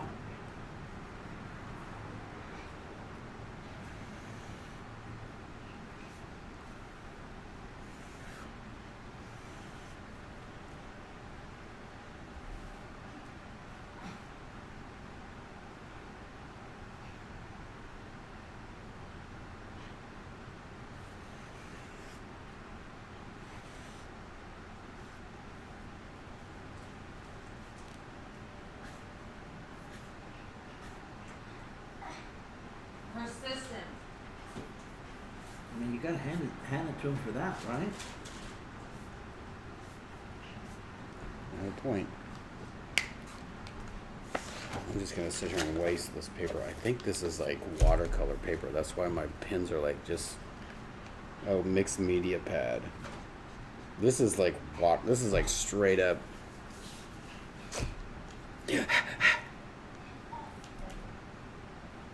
That's why you gotta let your vibe attract your tribe. That's right, JJ. What, Miss? That dog has the biggest doghouse I've ever seen in my life. That's a penthouse. Huh? Yeah, it has lights in it.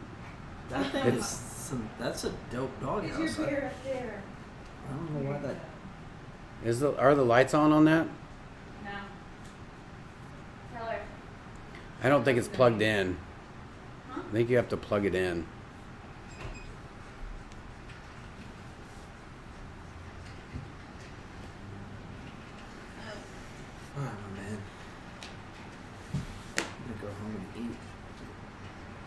at that.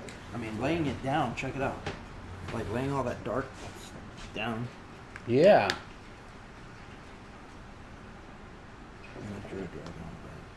Oh, nice. I thought about doing a dragon on this guy.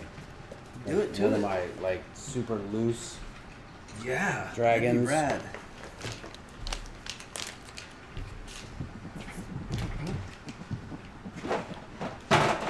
Dude, leave it. I can't wait for the next one, and I can't wait to see what you do on that skull. And I'm gonna go home and eat and probably watch. Yeah, I just planned on just like talking with you. Like I wanted to draw and like look, but this was like I love doing that. Like I love just talking. Like because like I said, if I were to get into drawing, I wouldn't be talking. Like we would just be kind of randomly. Because that's what we did last time. Is kind of what like Dave was doing all that. We were all kind of just listening to music, right? But even just hitting it with the darks. I mean. He's already come alive. I'm gonna go home and mess around. Trisha said that is such a good drawing Mark is doing. Jenny Quinn says, "Y'all are awesome, Mark. Is that Asher?" Oh, yeah. What? Yep. That's my little sister.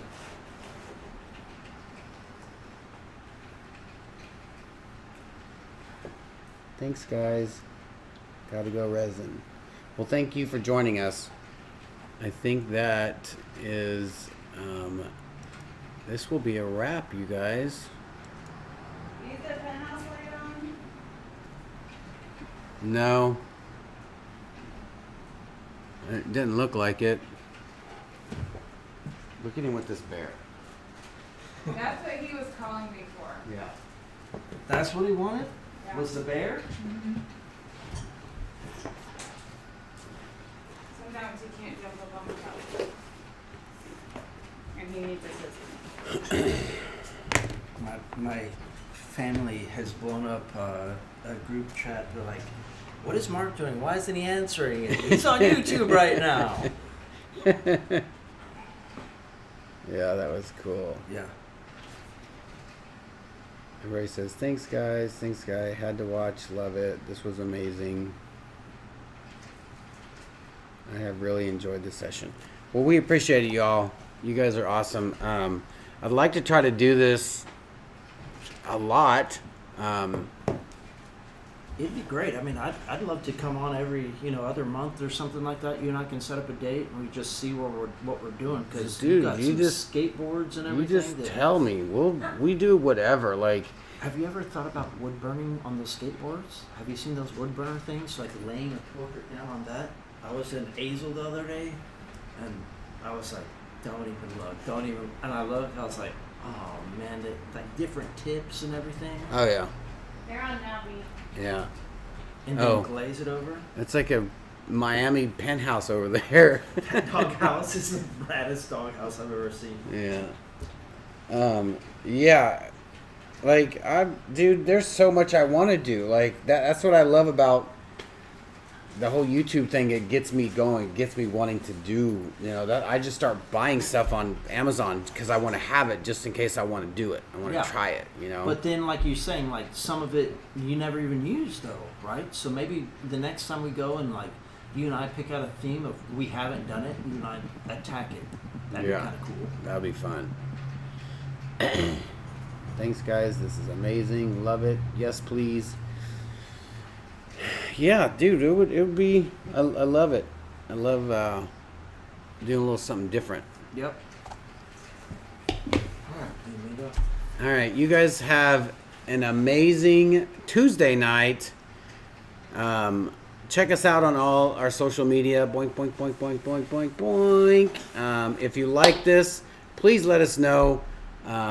If you'd like to see this again, God, there's so many other artists out there that I know would love to do this as well. Mark is probably just going to be a staple. I would love to do this more than just once or like. I love like if you want to get into doing the resin and the acrylic stuff, man, like absolutely, yeah, all that stuff. Like that's what we love about this channel. We don't just do resin. We get into everything. Like we get into to all of it, so that people can have somewhere to come and ask those questions. And if we know the answer, we'd love to answer it. Somebody in here might know the answer. You know what might be cool now that we're still on? Like, why don't you all comment about what y'all want to see Thornton and I do on the next video? Yeah. You know what I mean? Yeah. That would be really cool as well. Like a new medium. I mean, I work in markers. You're a mixed medium guy, but I'd love to do something like that. Yeah, let us know what you guys would like to see as far as what Mark does and what Mark's wanting to do. If you guys have an idea. Tina, I'm sure that Erica, she will get to that text message. We get a lot of text messages every day, so you just got to be patient with that, with the website number. I'll be back on text in the morning. Yeah, she'll be back tomorrow on text messages. Wood burning would be great. Have him do ocean beach resin. Yeah, there's so much that we can do on here.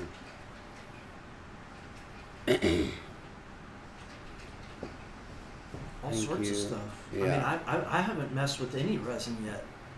I haven't done it at all. You have never done it yet? No. Monkey came over That's dope. and did it. This is what me and her did. Where are those? They should be right here. Where are those coasters that Monkey did? All these? I put them on the shelf next to the dust-free zone. Oh, hold on, I'll show you. Let's see what people are saying.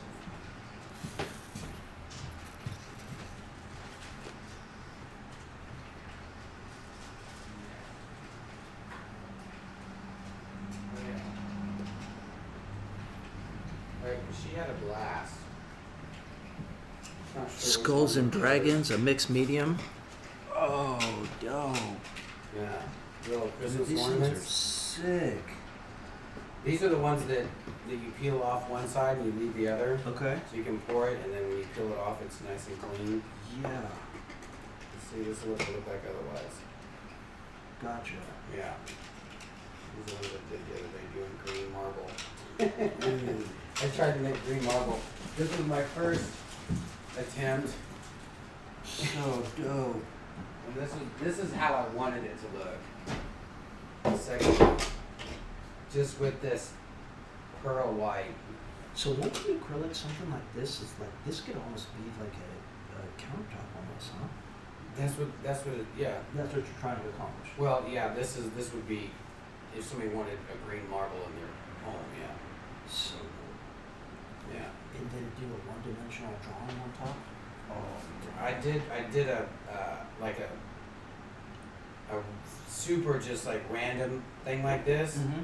Hated it, and everybody told me just keep it, and it was on a 40-inch round. Yeah. And one night on my live, I drew an abstract like crazy, like dragon on it, and airbrushed it. I mean, I made it an entire piece. Sold it for $1,000. Just because it was just like I hated it, and they were like, just keep it, don't do anything, don't paint over it, Leave it. draw on it. Leave it. So then, a couple nights later, I was like, all right, I'm gonna draw a dragon on it. Yeah. And did it, and then I went a little, like I Overboard. I was just gonna see what it looked like, and I Yeah. loved it so much, I kept doing it, and then put resin over the top of it, and it was, I loved it. It was So awesome. like, the one of the YouTubers that I follow on photography, they say never to delete your bad photos, because you could learn something. You're Oh, going yeah. to read it. So like, I like that painting. Like I told, it's been sitting there for 4 years. I might bring that over next time and let you mess with it. It's on like one of those particle press boards, and it's got like 3 grenade hands, super like tattoo style. But we could definitely pour some resin on that thing next time. Yeah. Oh yeah, that's the fun thing about resin is you can always just pour right back over it. I mean, just like artwork, but resin is smooth and you're good, and yeah, that's. Dude, I might bring that over and we can do some mixed medium on that. And you and I attack it all at once. What is it? It's like a big mixed media board. It's like particle board, and it's got like Oh. 3 round. It's blood. It looks like red splatter in the background and 3 grenade hands that I was going to do a Huh. peace symbol. But we could do something even on that, or I don't know. How big is it? Huge. It's probably 3 feet by 3 feet. It's pretty big. It sits on my easel right now at the house, and it's like that painting. I've had it for 5 or 6 years. Yeah. I don't know. Y'all let me know. We're gonna go eat some dinner. Yeah, we got the space. Absolutely, and I loved y'all having me over, and I appreciate it. And we'll definitely do this again. For sure, definitely. Much love, kid. Thanks, buddy. Yes, sir. I appreciate it. Bye, Erica. See you, Mark. Yep. Mark is out of here. He's left the building. You guys have been awesome tonight. Thank you for hanging out. Thank you for your questions. Thank you for your comments. Thank you for just hanging out. I love it. I love that you guys are down for that. And definitely we'll be doing this a lot more. It's amazing that people are so ready to just hang out and do this. Like, it blows my mind. We appreciate you guys. What do I want to say? What is today? Oh, today's Tuesday, so tomorrow's Wednesday. Probably regular time, 6 o'clock, unless we come up with something we want to do. Be kind to one another. You never know what somebody's going through. You guys have an awesome night, and remember, we do the test, so you don't have to. You guys, you guys have a good night. We'll see you later. Bye.